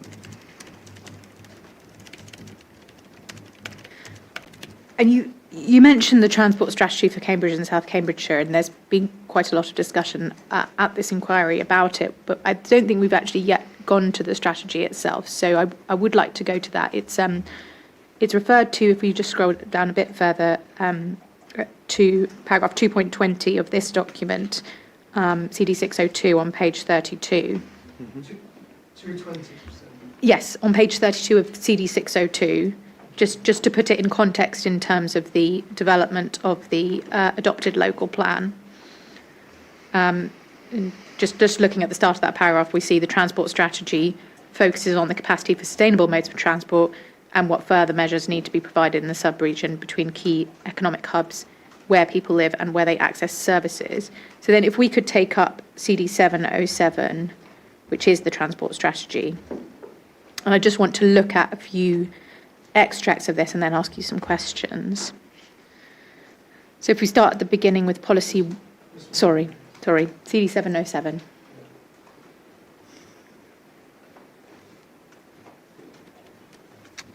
And if we start with PDF page 13.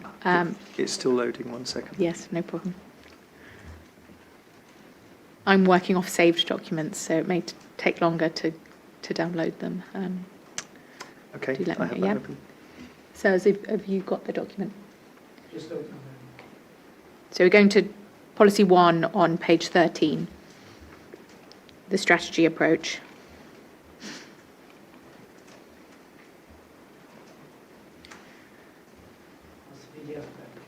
Page, yes, PDF 13. Yeah.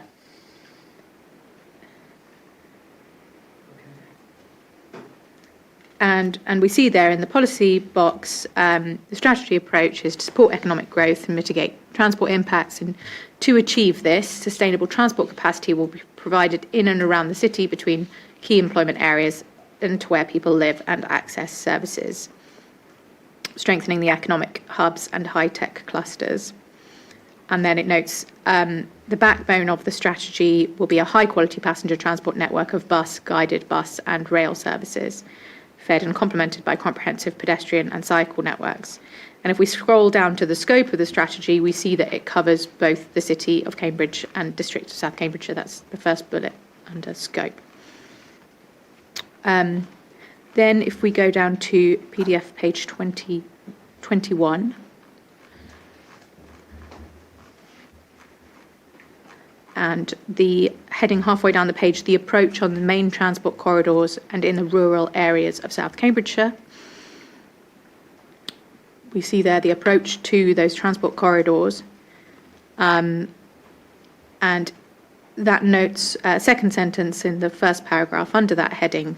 While the population of the district is larger than that of Cambridge, its dispersed pattern means that away from the larger villages and main transport corridors, it's difficult to provide viable, frequent and timely convenient passenger services, and that car use will continue to be used for part or all of many trips. However, going on to the next paragraph, the main road corridors in the district, particularly those between Cambridge and the ring of market towns, suffer from significant congestion. And we see also in the paragraph below a recognised need for car trips, the proportion of car trips to fall down, having regard to the population growth envisaged in the local plans, to around 47%. Yes. So if we then go down to page 22, we see how this is fed into the next policy, policy TSC-SC3, which is about catering for travel demand in South Cambridgeshire. And that notes that for additional travel demand to be accommodated on the constrained transport network of South Cambridgeshire and into Cambridge and the surrounding towns, passenger transport services on main radial corridors will be used for part or all of more trips to Cambridge and to other key destinations, and more people will walk and cycle to access those services. And finally, in terms of bus services, if you could go to page 35.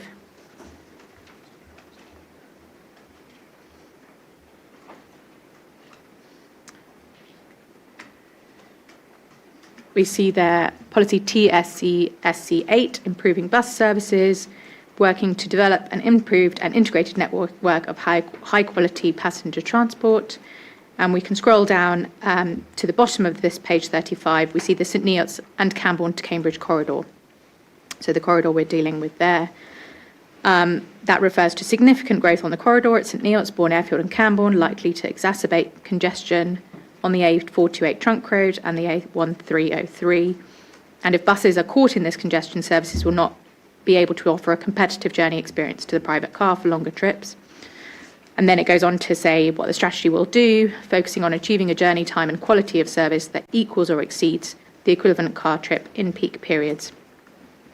And in the longer term, a more comprehensive solution for both inbound and outbound services will be sought at the top of page 36. So keeping all of those points from the transport strategy in mind, how, in your view, has that strategy informed the development strategy and the spatial strategy in the local plans? This document, the transport strategy, it was effectively a companion document to the local plan as it passed through its various, to the adopted local plans now, as they passed through their various stages through to examination in 2017, and underpinned by the City Deal programme, which was able to demonstrate the deliverability of that strategy. The local plan, the spatial strategy, was found to be sound. On top of that, clearly the way in which the ambitions for mode share, and one of the references that you covered earlier was this drive down of private car use, corresponds with the expectations that we have as we also look forward, and we may look at that subsequently, but to achieve the kind of quality of experience objectives that are necessary to realise the objectives of both the transport strategy, but actually the economic growth and the quality of life objectives from the local plan. And indeed, at the examination of the local plan, the point was made by the inspectors about the correlation between the enhanced public transport infrastructure and the allocation of Bourne Airfield, particularly within the local plan, with recognition that the successful delivery of Bourne Airfield depended upon the bringing forward of this strategy's objectives for that corridor.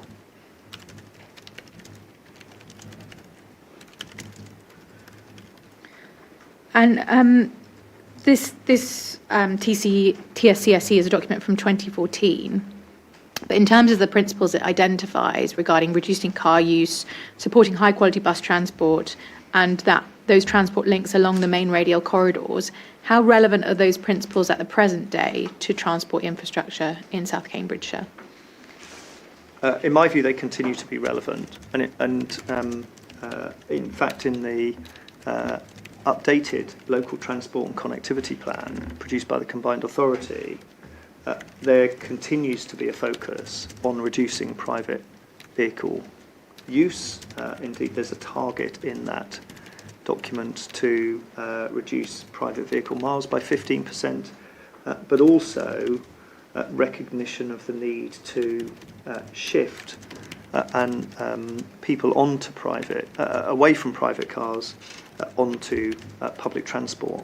And that incorporates an ambition to transform bus travel and the experience of users of bus services, of which enhanced and priority corridors for public transport, in my view, are a central plank to delivery of that objective.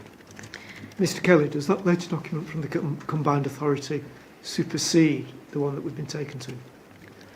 It is the, you'll have heard from the Mayor about his role as the Transport Authority, yes, which has now been separated from the County Council, yes, who produced that document. But the Combined Authority's adopted transport strategy from 2023 is the document I've just referred to. Yes. It in effect supersedes it as the transport strategy for Cambridgeshire and Peterborough.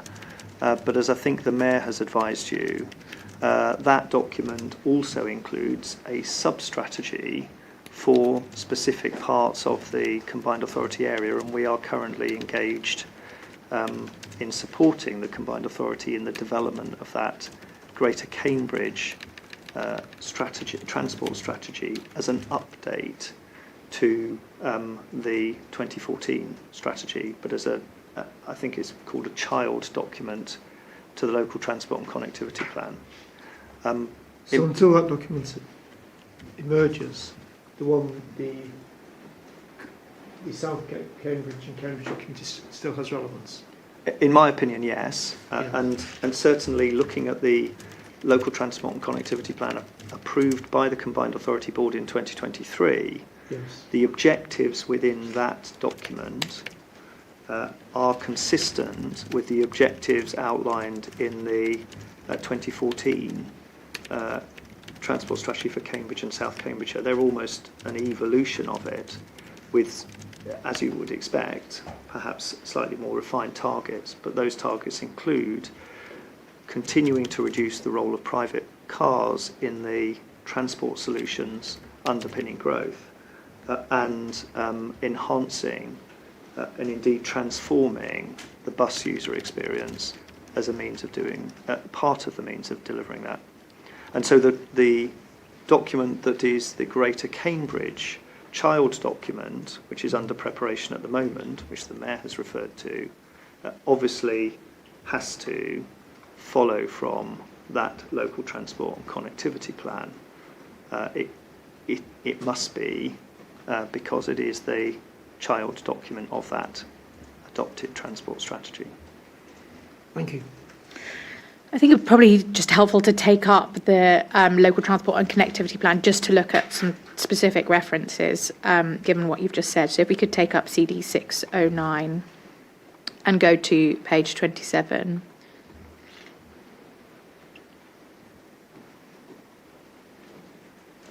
I have that.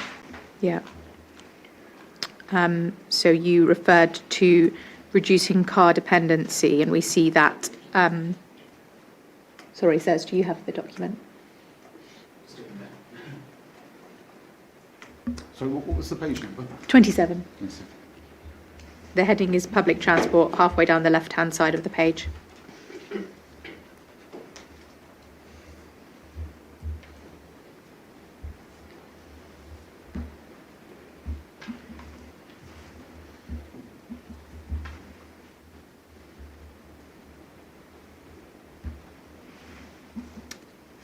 So we see there the second paragraph under the heading public transport. We want to encourage shift from private car to public transport, thereby reducing car dependency and helping to meet net zero and our target of reducing car mileage by 15%. And then if we go over to the right-hand side of the page, we see the heading buses. Under that heading, it states buses form a fundamental component of our sustainable transport network for journeys beyond distances people can use active travel. And then in the second paragraph under the heading buses, we aim to transform bus travel. It's there in the second sentence. So that aligns with what you were referring to. So we've heard obviously from the Mayor earlier on in this inquiry regarding his views on the scheme and transport policy. And you explained at the very start of your oral evidence your involvement with the Combined Authority and I think the Place Directors Group. From your interactions with the Combined Authority, how relevant are the principles which we've gone through in the TSCSC and taken forward through the LTCP at the present day in terms of the Combined Authority's approach to transport policy? I think they're highly pertinent. The document that we're looking at, the Local Transport and Connectivity Plan, is the transport policy in force for Greater Cambridge, and the local plan and its transport assessment has regards to that, including those elements of infrastructure that we say as part of the infrastructure study for the emerging local plan and the adopted local plan are central to its delivery. That infrastructure schedule, both the adopted one and for the adopted plan and the emerging plan, requires a transformation in the experience of users or transport users so that we reduce the level of car use as a proportion of all trips and we enhance dramatically the quality of the public transport offer to connect and to secure that super connectivity that I referred to as a central plank of the ecosystem. So I recognise that the determination of the precise means to achieve that is the responsibility of the combined authority. But the mode shift, particularly if we are to address congestion within Cambridge itself, associated with not existing conditions, but with the prospect of an additional 40 or 48,000 houses, population increase within the plan period of over 100,000 requires inevitably, in my view, and supported by our own local plan modelling, measures that would continue to drive in the direction of the local transport and connectivity plan. And in terms of that mode shift, bearing in mind the proposed growth, what role do you see the scheme playing in that objective? I think the scheme plays two roles. Firstly, in directly engaging with the growth at Cambourne, at West Cambridge and at Bourne Airfields, and in the future potentially further growth at Cambourne, the scheme provides an opportunity to improve reliability and the user experience of local residents in the context of the externalities such as the new town at Thamesford, the dualling of the A428, which we can see outside today taking place, and the enhanced connectivity to settlements like Bedford and Milton Keynes and beyond, which may increase vehicle trips on the 428 towards the city. The park and ride at Scotland Farm provides an important point of interception from eastbound trips. But more broadly, as I tried to explain earlier on, this piece of infrastructure needs to be seen in the context of the other limbs of the transport strategy, which includes connections via high-quality public transport routes to the south of the city, to the north of the city, and potentially through corridor enhancements both within the city and potential further public transport connectivity between the east of the city and its centre, so that this is one limb of a public transport infrastructure system that contributes to the wider objectives for transport reduction across the city. So it's not just the trips between Cambourne and Cambridge that one needs to have regard to, it's the on-bound trips to Granta Park potentially, or using a combination of public transport solutions onwards to the east of the city, the north of the city, and to locations of those other major settlements within the spatial hierarchy that is emerging here of Cambourne, of Northstowe and Waterbeach, and potentially the all of those science parks to the north, south and east. And you mentioned the emerging policy that the Mayor is developing. He obviously also mentioned that in his evidence.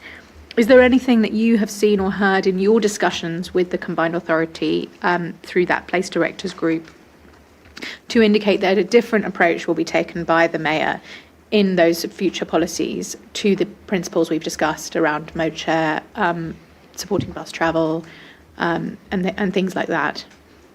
I haven't, I mean, clearly, as I think the Mayor has highlighted, the modelling work to underpin that local strategy is still ongoing. But we certainly, through the work that we've been undertaking for this joint local plan, with the modelling team at the County Council, who are the team preparing the modelling for the Mayor, the conclusions for our local plan continue to point towards this significant shift of modes of travel away from private car use towards public transport interventions that enhance accessibility of the new settlements beyond the Greenbelt. There is also a need to engage with congestion within the city in order to facilitate the levels of growth that we anticipate. So although it is for the Mayor to determine how he proposes to meet the local plan's identified need, and there's been a commitment to do so, to deliver the local plan by the Mayor by the end of next year in a strategy, the evidence that we have available to us as the local planning authority points to a need for a shift away from private car use onto public transport, and to do so quickly or consistent with the development of new homes, so that decisions made by the occupiers of those homes on where they choose to live relative to where they work are shaped very early on by an understanding about the opportunities to use alternative means of transport. And so rather than a technology-focused solution, I think our view is that those corridors and the interconnecting public transport that they facilitate will continue to be a central part of the Mayor's transport strategy, or will need to be a continuing part of the Mayor's transport strategy. Sorry, Mr. Kelly, what do you mean by a technology-based solution?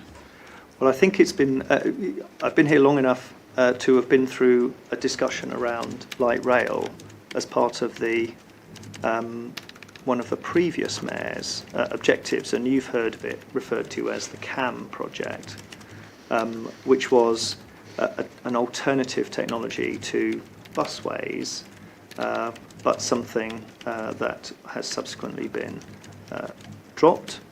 The Mayor has, the new Mayor, who appeared at the inquiry, has identified an ambition for light rail as a solution to the transport, the public transport objectives, but hasn't discounted, as far as I can see, other options in the event that that solution is not provided.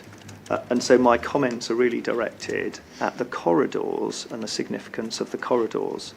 The proposals at the moment indicated a guided busway with off-road sections. I suppose the council's view is that those public transport corridors are absolutely essential to the spatial strategy's implementation, but in some respects, whether it's buses or some other form of technology, some other form of transport mode, the earliest delivery of those transport corridors and their solutions is the priority that I think we would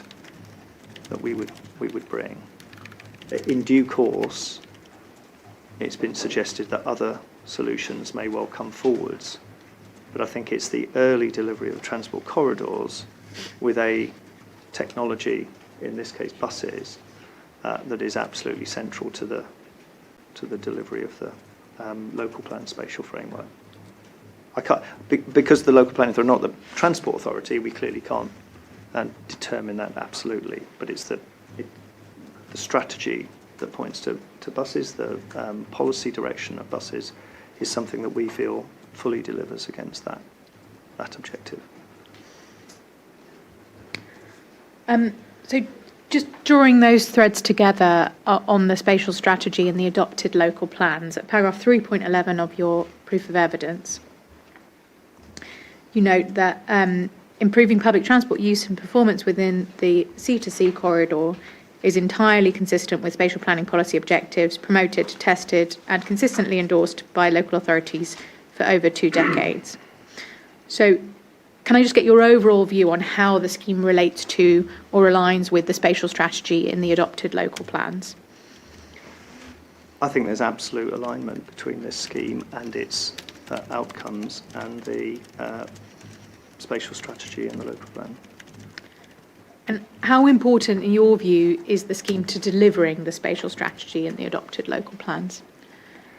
Well, as I've commented before, I think what's necessary in order to secure delivery is certainty over infrastructure and the ability of that infrastructure to be able to mitigate the impacts that we've identified, both through, in certain cases, the planning application process, but also through the local plan process. And it's clear to me from the evidence that we have developed in preparing both the adopted local plans and the emerging local plan that this infrastructure is important, is in fact an essential part of its delivery. Okay, then moving on to the next topic, which is the spatial strategy in the emerging local plan. And in terms of the development of this, you refer in your main proof of evidence at 3.9 to 3.10 to the first proposals. That's on page 9, going on to page 10.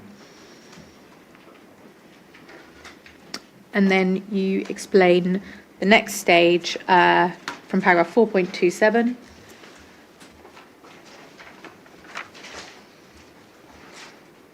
For 4.27, you note a number of specific issues affecting delivery were identified, and then that goes on into 4.28. You identify the development strategy update, which was published in January 2023. And you noted there that specific issues affecting delivery remained unresolved, such as water supply. And just for the inspector to note, this is dealt with at CD 750, paragraphs 4.4 and 5.5, but I don't think we need to turn it up. We have looked at it already with other witnesses. So that's the context in which now we have a new Regulation 18 version of the plan, and that's discussed in detail in your supplementary proof, particularly in sections 3 and 4. And we already had a question about the differences in housing numbers between the development strategy update and the next version that's recently been published. So you deal with that paragraph 3.10 of your supplementary proof. So we just turn that up. That's on page 10.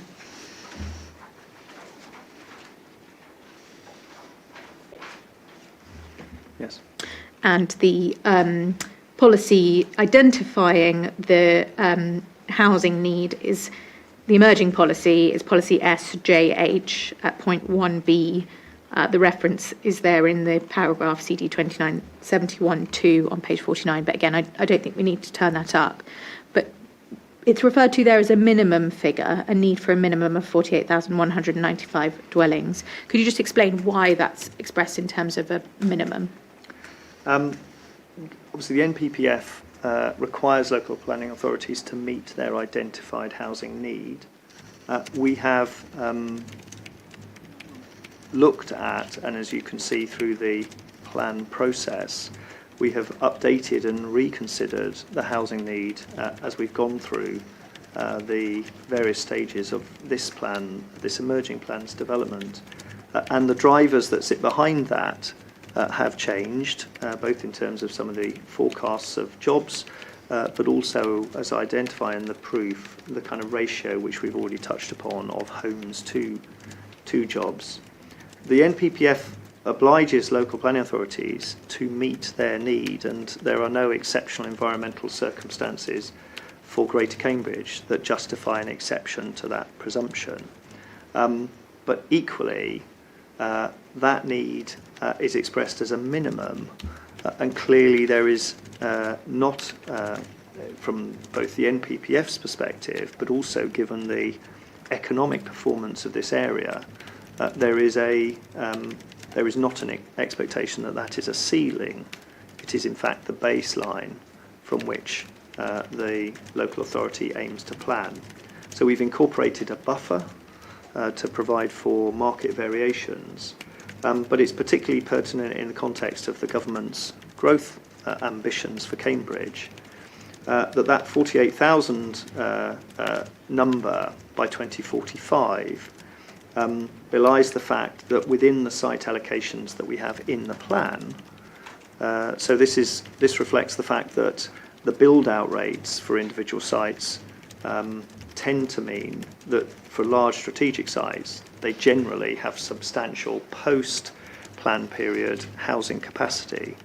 And I cover that in the plan, but in my proof. But in essence, that 48,000 dwellings within that period is the baseline. The plan itself provides sufficient land for housing for up to 77,000 houses through the way in which those strategic sites provide land. And of course, part of the conversation we have been having with the growth company is whether or not there is any acceleration possible within that. Fundamentally, to deliver homes at a faster rate than the market would to meet what the government deems is a national imperative. So the government's view is that 73,000 jobs equally should be the baseline assumption, and Peter Freeman's growth company objectives are to explore ways in which that figure also can be accelerated.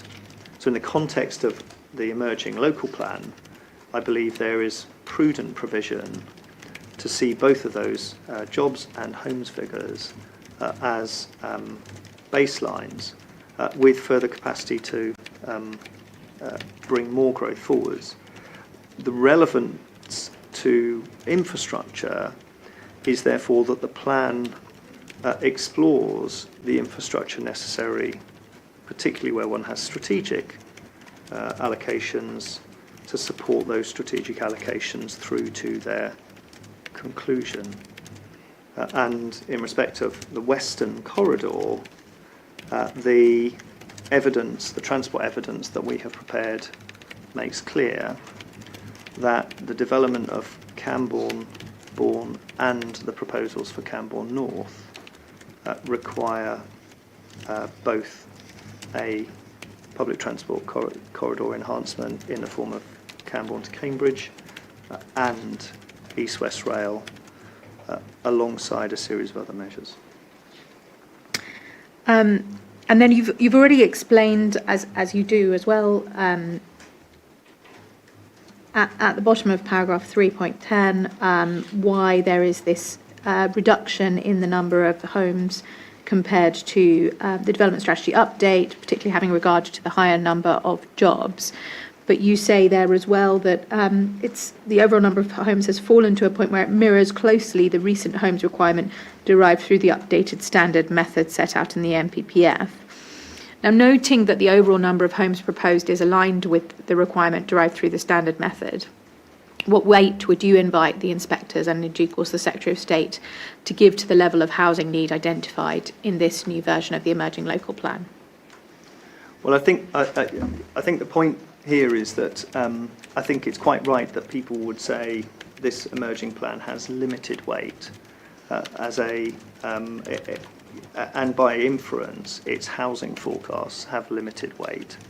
But it is important to, from the work that we've done, the fact is the housing need that we've identified, which one would normally expect to test, had the standard method not been revised, we would have expected to test at examination with those who would say the figure should be lower, and that's exactly the process that we went through the previous examination, has been somewhat overtaken by the government's update of the standard methodology, which instead of meaning that the local plan is promoting a higher figure than the standard method, brings the standard method and the council's own economic forecasting to a point where they are, I think there's something like a 7-unit difference, such that national policy is now that Greater Cambridge should plan to deliver 2,300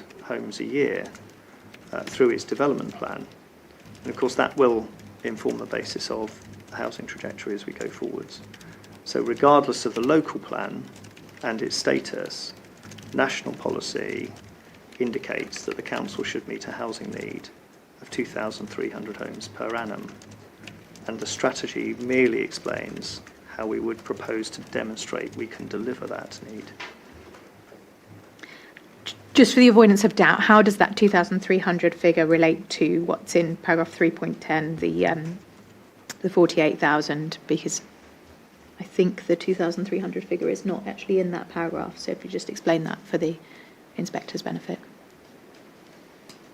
Well, it's a 20-year.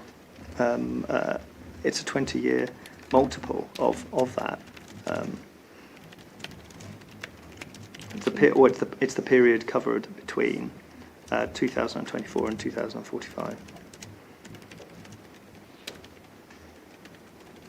Okay, now if we could actually take up the emerging local plan and the spatial strategy policy in that plan. So that's at CD 2971-2 on page 56. Sorry, CD 29-2. 2971-2. Sorry. Should be part 1 of the emerging local plan. If we go back to page 55, then we see this is policy DS, development strategy.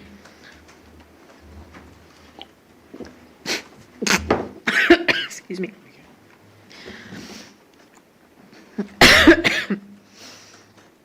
And we see the policy box on page 56. Yes.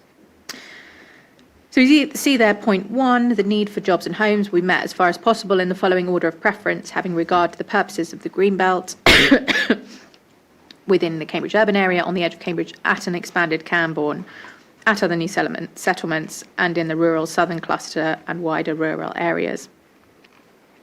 And then at point 2C, if we scroll down to page 57, we see new settlements.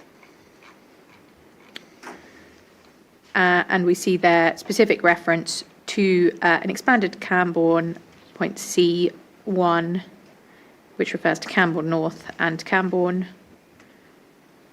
And then scroll down to page 58.5, at the top of the page, Bourne Airfield to New Village. Then if we go a bit further down to page 66, this deals with the the spatial strategy. You can see the heading above paragraph 2.46. Yes. And just scrolling down to the preferred option, that is dealt with at paragraph 2.55 at the bottom of page 67. And we see there the preferred option is a blended strategy to meet a variety of needs which responds to the opportunities provided by different sources of supply, and informed by the development strategy principles, which are listed there at A to E, and which you also quote in your proof of evidence at paragraph 3.1, just for the inspector's reference. In terms of the approach to Greenbelt, if we just have a look at that quickly, that's at PDF page 69, paragraph 2.64.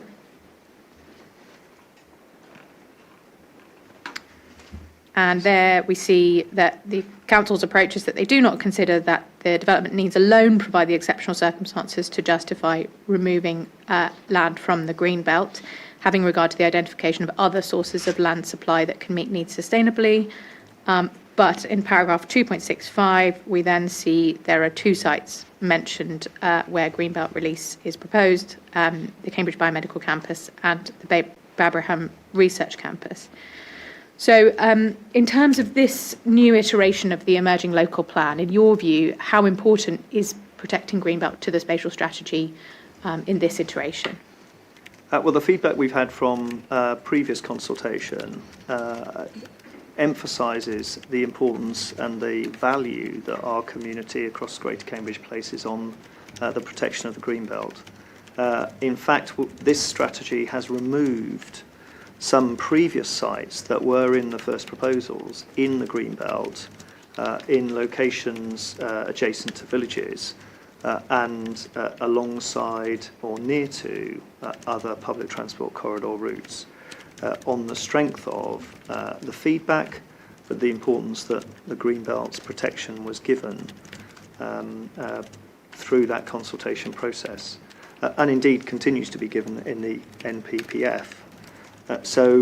With the consequences of the shift away from being able to rely upon North East Cambridge and the identification of a further new settlement alongside Cambourne North to the south of the city, we have been able to remove housing sites from the greenbelt, underpinned by the, as we say in this section, the fact that we do not need to release greenbelt land to meet in a sustainable way the housing and economic needs of Greater Cambridge, with those two exceptions at Babraham and at the Biomedical Campus. So there are now no housing releases within this document, no housing releases from the greenbelt. And then in relation, you've just mentioned new settlements. That's dealt with just a bit further down the page under the next subheading from paragraph 2.67 onwards. And there's a specific reference to the scheme. If we look sort of towards the bottom of that paragraph, we see the most sustainable location, halfway down, the most sustainable location for additional strategic scale development away from Cambridge is expanding on existing development in the Cambourne area, taking advantage of the significant benefits that will be provided by the East-West Rail Station, as well as the proposed public transport improvement to the Cambourne to Cambridge corridor. And just having a look at the distribution of growth and new settlements diagrammatically, if we could scroll down to page 73, and figure 12, we see there a diagram explaining the distribution of growth in comparison to previous local plans. Yes. So just want to have your view, having regard to this diagram, on the importance of the role of new settlements for growth in the emerging local plan. Well, what you can see in that diagram, reflecting the evolution of the spatial strategy from the turn of the century through to the present day, is the increasing significance as the capacities on the edge of Cambridge reduce of new settlements, and thereby their connectivity within that spatial strategy back into the wider Cambridge ecosystem. So we've seen a shift from 18% of the supply at the turn of the century being formed by new settlements, at that point Cambourne and I believe likely Northstowe, through to now a significant reliance upon them, and indeed a reflection of the changes to the spatial hierarchy that the earlier plans and now this plan will bring about. Thank you. And then if we could just go back just to deal with the point about villages and development in villages, back to the top of page 71. Yes. We see there that the evidence shows that the villages should only play a limited role in meeting future development needs to support delivery of a range of smaller sites and support the vitality of our villages. Having regard to the the approach in this emerging spatial strategy to the Greenbelt and the villages. I just wanted your comment on something that Mr. Littlewood said in his proof of evidence, paragraph 6.7, and we can go to it if necessary, or I can just read it out. But his point was that the creation of a new transport corridor will inevitably lead to a significant increase in pressure for new development along that corridor, for example, at Hardwick, Madingley, Mulch and Coton. And when that pressure is combined with a reduction in the quality of the Greenbelt, it's obvious that the risk of future harm to the Greenbelt would be significantly increased by the busway. So having regard to the approach to Greenbelt and development in villages in the emerging local plan, in this version of the emerging local plan, what is your view on those fears expressed by Mr. Littlewood? Well, the evidence in our emergent, previous and emergent spatial strategies is that this plan is seeking to protect villages from that sporadic piecemeal development in a way that is entirely consistent with the way that we have brought the spatial strategy forward. As part of the evidence base for the first proposals, we commissioned, I think almost uniquely, commissioned a carbon impact assessment associated with the spatial options that we identified.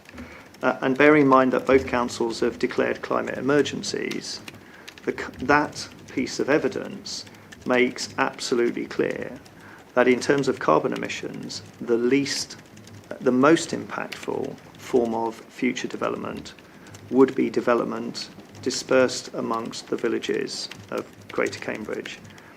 And so there is no basis for the councils to pursue a spatial strategy or indeed a planning strategy that would seek to deliver piecemeal development of those villages. And instead, what we have sought to do is to produce an extraordinarily robust evidence base that underpins a strategy in which we do not develop those villages other than within them providing opportunities for infill, that we protect the Greenbelt and indeed double down on protecting the Greenbelt through this spatial strategy and seek to deliver our needs through those new settlements, and particularly through Cambourne, which by virtue of its scale becomes even more sustainable as a location for future growth, because the population and the scale of that population is capable of supporting a wider range of infrastructure than is currently the case. So I don't foresee that from the local councils or the planning authorities' position there would be any sense that solely on the back of a piece of infrastructure such as the off-road section of the Cambourne to Cambridge link, the local authorities would seek to exploit that as an opportunity to develop the Greenbelt. And our own evidence of the significance of that section of Greenbelt means that it's hard to foresee, I think the inquiries looked at this, that development of housing in that location would not adversely impact Greenbelt purposes of the city. Then employment strategy is dealt with under the next subheading, paragraphs 2.71 and following. And the bullets under paragraph 2.72 refer explicitly, third bullet, to further space at sustainable locations, providing opportunity for the growth of new clusters in the longer term, particularly at Cambridge East, but also at Cambourne. And then there's a reference on the following page, second bullet, top of page 72, to new substantial new allocations in the A14 corridor with longer term provision at an expanded Cambourne. And I just wanted your view really on what role, if any, you see the scheme playing in this employment strategy, having regard to those proposals at Cambourne? Well, one of the issues that I know a number of commentators tend to raise when they talk about Cambourne is the fact that it was, in many respects, originally conceived of as something of a dormitory to serve the population of Cambridge. Through the development of this emergent plan, we've been really clear about our ambitions by creating scale, by enhancing connectivity, for the latent economic potential of Cambourne to be more successfully realised.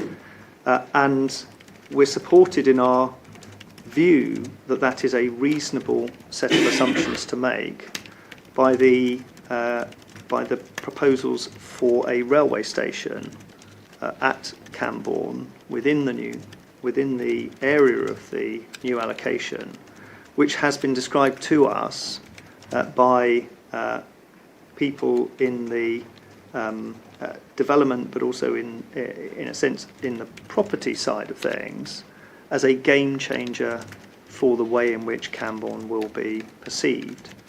Alongside the A428 enhancements, the East-West Rail corridor, and indeed the location of Cambourne within the Oxcam arc, represents an extraordinary repositioning of this location. And what that means is that we would increasingly expect to see trips to and from Cambourne along this corridor being consistent with trips between two important settlements. The total population, I believe, were Cambourne North to come forward and to be built out in concert with Highfields, Caldecott, Bourne and so on, would be to create a cluster of similar size, I believe, to Tunbridge Wells or the city of Durham in terms of population. And those significant increases in the way in which Cambourne impacts on the spatial hierarchy tends to inform our conclusions and indeed drive our ambitions for a much richer and broader employment offer here. And it's been interesting to note that historical development sector views around Cambourne as an employment location have not necessarily held back the development of mid-tech commercial activities at Bourne in an area called Bourne Quarter, which people were very sceptical of being successful, but in representing an affordable and accessible high-quality location for grow-on space for companies and services supporting the Cambridge economy, I believe it's now on its third phase of expansion and delivery. So we believe there's a substantial opportunity to shift the dial on the role of Cambourne from being a historically perceived as a dormitory to being a place in its own right of scale and of importance, such that the flow of people between Cambourne and the city will not solely be one of a kind of subservient settlement in which people just live. And is there anything in that context that you would want to say specifically with relation to the role of the scheme? You've mentioned East-West Rail and the A428 improvements, but in terms of that connectivity between the city and Cambourne, anything you wish to add on? Well, I think I made the point about the likely scale of this new settlement, partly because I think it is no longer the case that a single piece of public transport infrastructure is appropriate connecting two significant places, and particularly given the different destinations and routes that infrastructure takes. So we've heard about the University of Cambridge's ambition for West Cambridge site, and the allocation and the planning permission for that of some 400,000 square metres. Within the Cambourne North allocation, there is employment space sufficient for around 6,000 additional jobs, There are also allocations in the plan along the route of the Cambourne to Cambridge busway that in Highfields that provide for further employment space. So that rather, what I was trying to imply is that the connectivity between Cambourne or Greater Cambourne and Cambridge is, if we are to succeed in our transport ambitions, requires a variety of modal choices through public transport, but also will be reflective of two very important settlements interacting with one another along that corridor. And in that context, Cambourne to Cambridge is both a baseline assumption that it will be available to provide that high quality experience that the local transport and connectivity plan envisages, but it's also an essential enabler given the relative populations of those two settlements and the consequent implications of solely or continuing levels of car-borne modes travelling between them.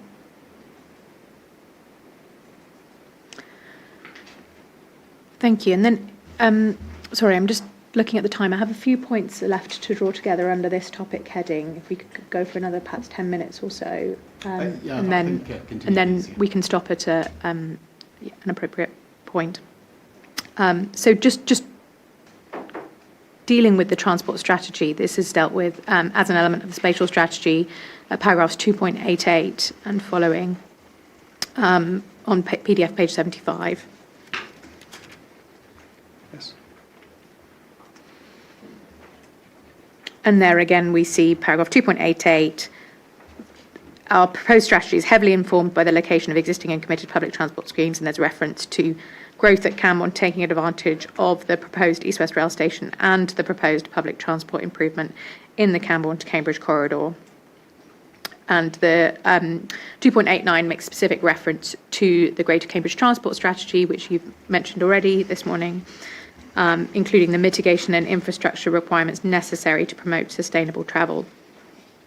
And again, at 2.90, the foundations for the emerging transport strategy are improvements to key corridors. And if we just look at the figure below, figure 13, you have already mentioned the role of the scheme as part of the wider transport strategy, but I just wondered if you wanted to draw out any points by reference to this particular diagram in relation to how the scheme fits into the overall transport strategy for the plan. I think what figure 13 illustrates is the point that I've been trying to make about the network of transport infrastructure overlaid with the growth strategy. And in the brown shaded elements, you can see how the new settlements that we have identified in the previous adopted local plans, the edge of Cambridge developments that are also identified in brown, fit with the transport corridors. And probably pertinent to note the scale of the growth along that western corridor in relation to those other corridors. So very significant growth of scale for a substantial settlement connected through this piece of infrastructure that we're talking about today and other public transport infrastructure, such as East-West Rail, as well as the connections from Cambridge that will allow this settlement to be fully integrated into that growth plan. Then drawing the policy threads together in relation to the spatial strategy, if we go back to your main proof of evidence, paragraph 3.9 to 3.11, where you dealt with the first proposal's spatial strategy, and you summarise it there. Is there anything in these paragraphs that you need to change having regard to the new version of the emerging local plan, or are these paragraphs still accurate? In my view, they're still accurate, and they reflect the strategy that we have, or consistent with the strategy that we published recently. And having regard to that strategic expansion proposed at Cambourne, what are the implications of that proposal, if there are any, for the need and the strategic case for the C2C scheme? Well, if one increases the population of the settlement that is Cambourne, of the order of magnitude that we are suggesting is deliverable, there are significant increase in both pressures on trips, or the number of trips that people will need to make between various destinations and Cambourne, but it, in my view, has a significant impact on the importance of this piece of infrastructure in helping to move people sustainably between Cambourne and the city and areas beyond. And then in terms of the weight to be given to the emerging local plan, you've already dealt with this and said that limited weight is to be given to the emerging local plan. If we just go to paragraph 5.5, where you deal with this in your supplemental proof, page 15,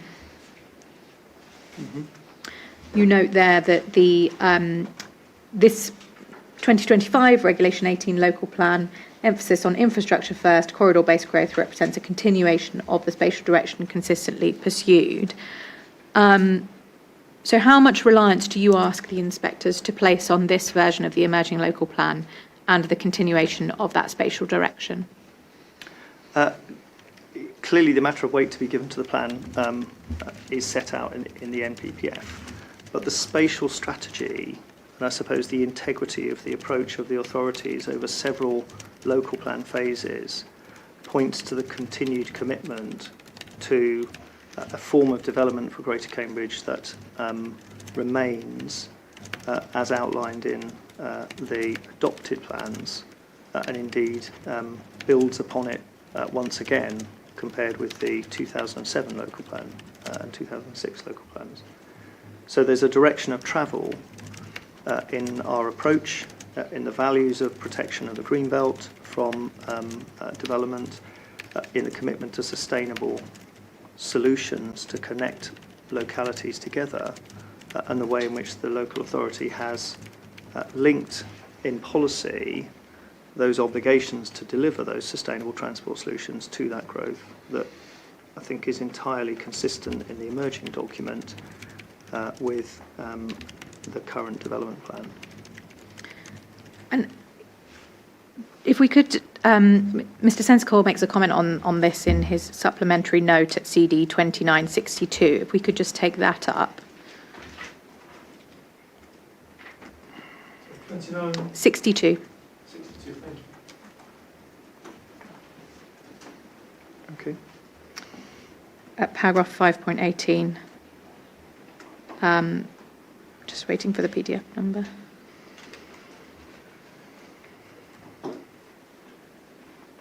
Sorry, what paragraph is that? Paragraph 5.18 on page 9. Thank you. It's bottom of page 9 going into page 10.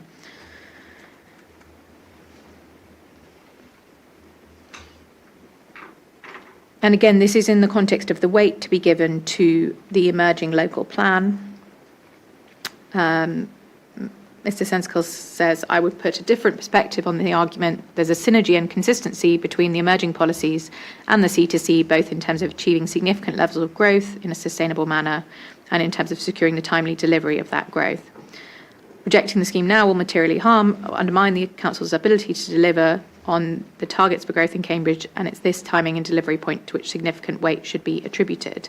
Is there any comment that you would like to make on that perspective, as expressed by Mr. Sensical, on the emerging policies, particularly in the light of the further version of the emerging local plan? I would say I agree entirely with that proposition, particularly in the given the wider context of the government's ambitions for growth around Cambridge. Okay, and final point before the break, just dealing with one of the concerns raised by some objectors including FECRA and Friends of the Cam, which is around water scarcity. You deal with that in your main proof of evidence at paragraphs 5.7 and 5.8. Yes. And at the bottom of paragraph 5.7, you note that in the event, so that's on page 25. Yes.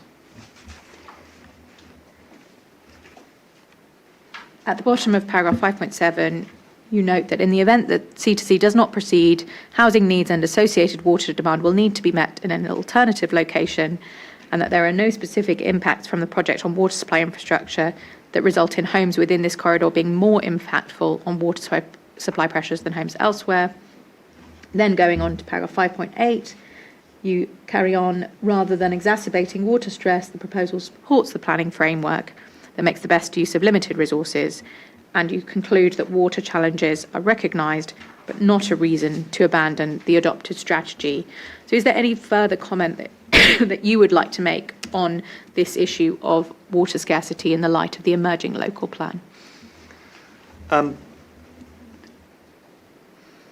The comment I would make is that the local planning authority has spent, along with government agencies, a significant amount of time plotting now water supply and water consumption profiles to ensure that the local plan housing objectives, delivery of housing and indeed the employment objectives can be supported. That does the ability now to be able to fully understand the implications of that demand and supply profile, including assumptions around non-domestic consumption, have underpinned some of the delays to the plan-making process. So that, firstly, there is no significant geographical implication of where the water is drawn or where the housing is developed, other than to say that within new settlements, the strategy that concentrates that development within new settlements at least provides a coherent framework for consistent application of water demand consumption levels. And what I mean by that is individual dwellings are harder to develop a water conservation strategy for than settlements per se. But other than that, the water required to support the housing growth in Greater Cambridge,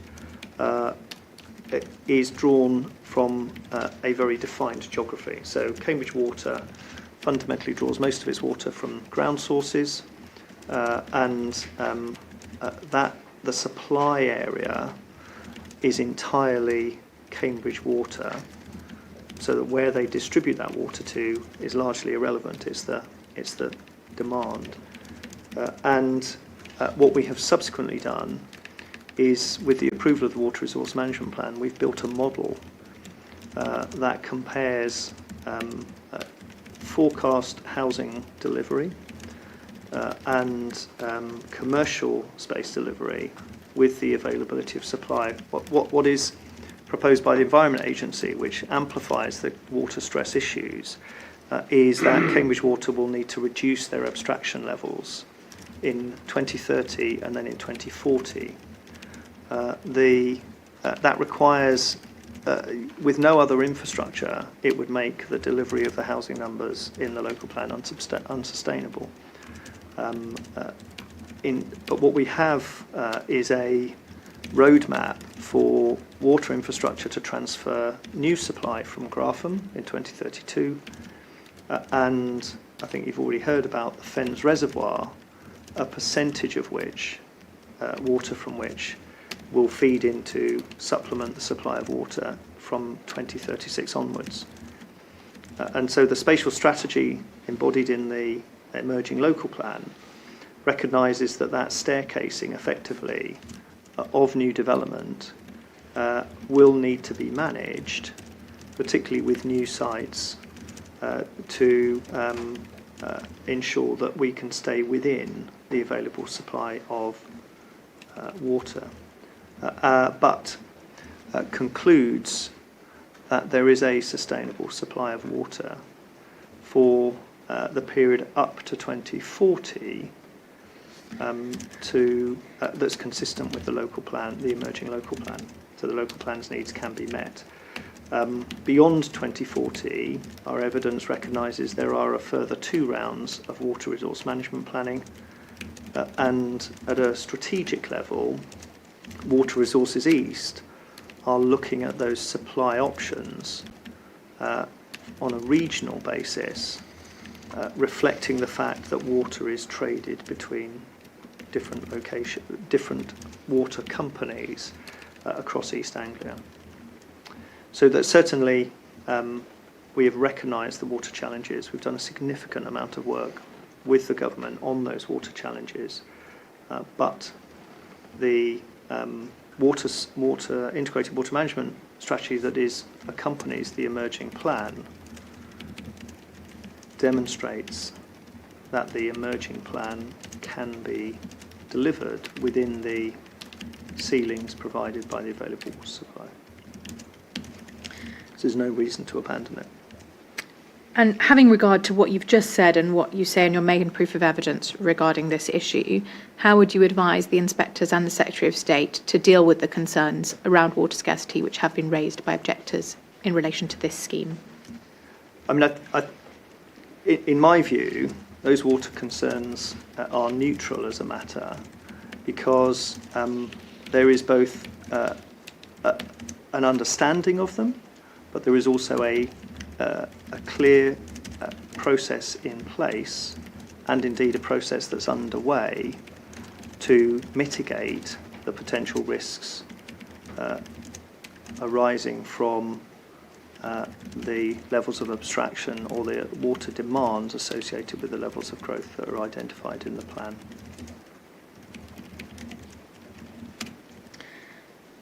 That brings me to the end of that topic. So in terms of topics that I still need to cover, there's just the specific relevant policies in the adopted plans and the emerging plan, and then a very short section on the planning balance. I think I probably will need another 45 minutes or so to cover that after lunch.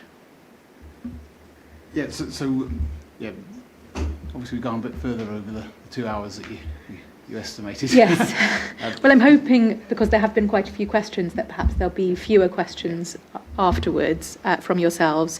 And there has also been this further version of the emerging local plan, which I have wanted to go through in some detail in order to, just because it's a new document. But I appreciate I have gone a bit over.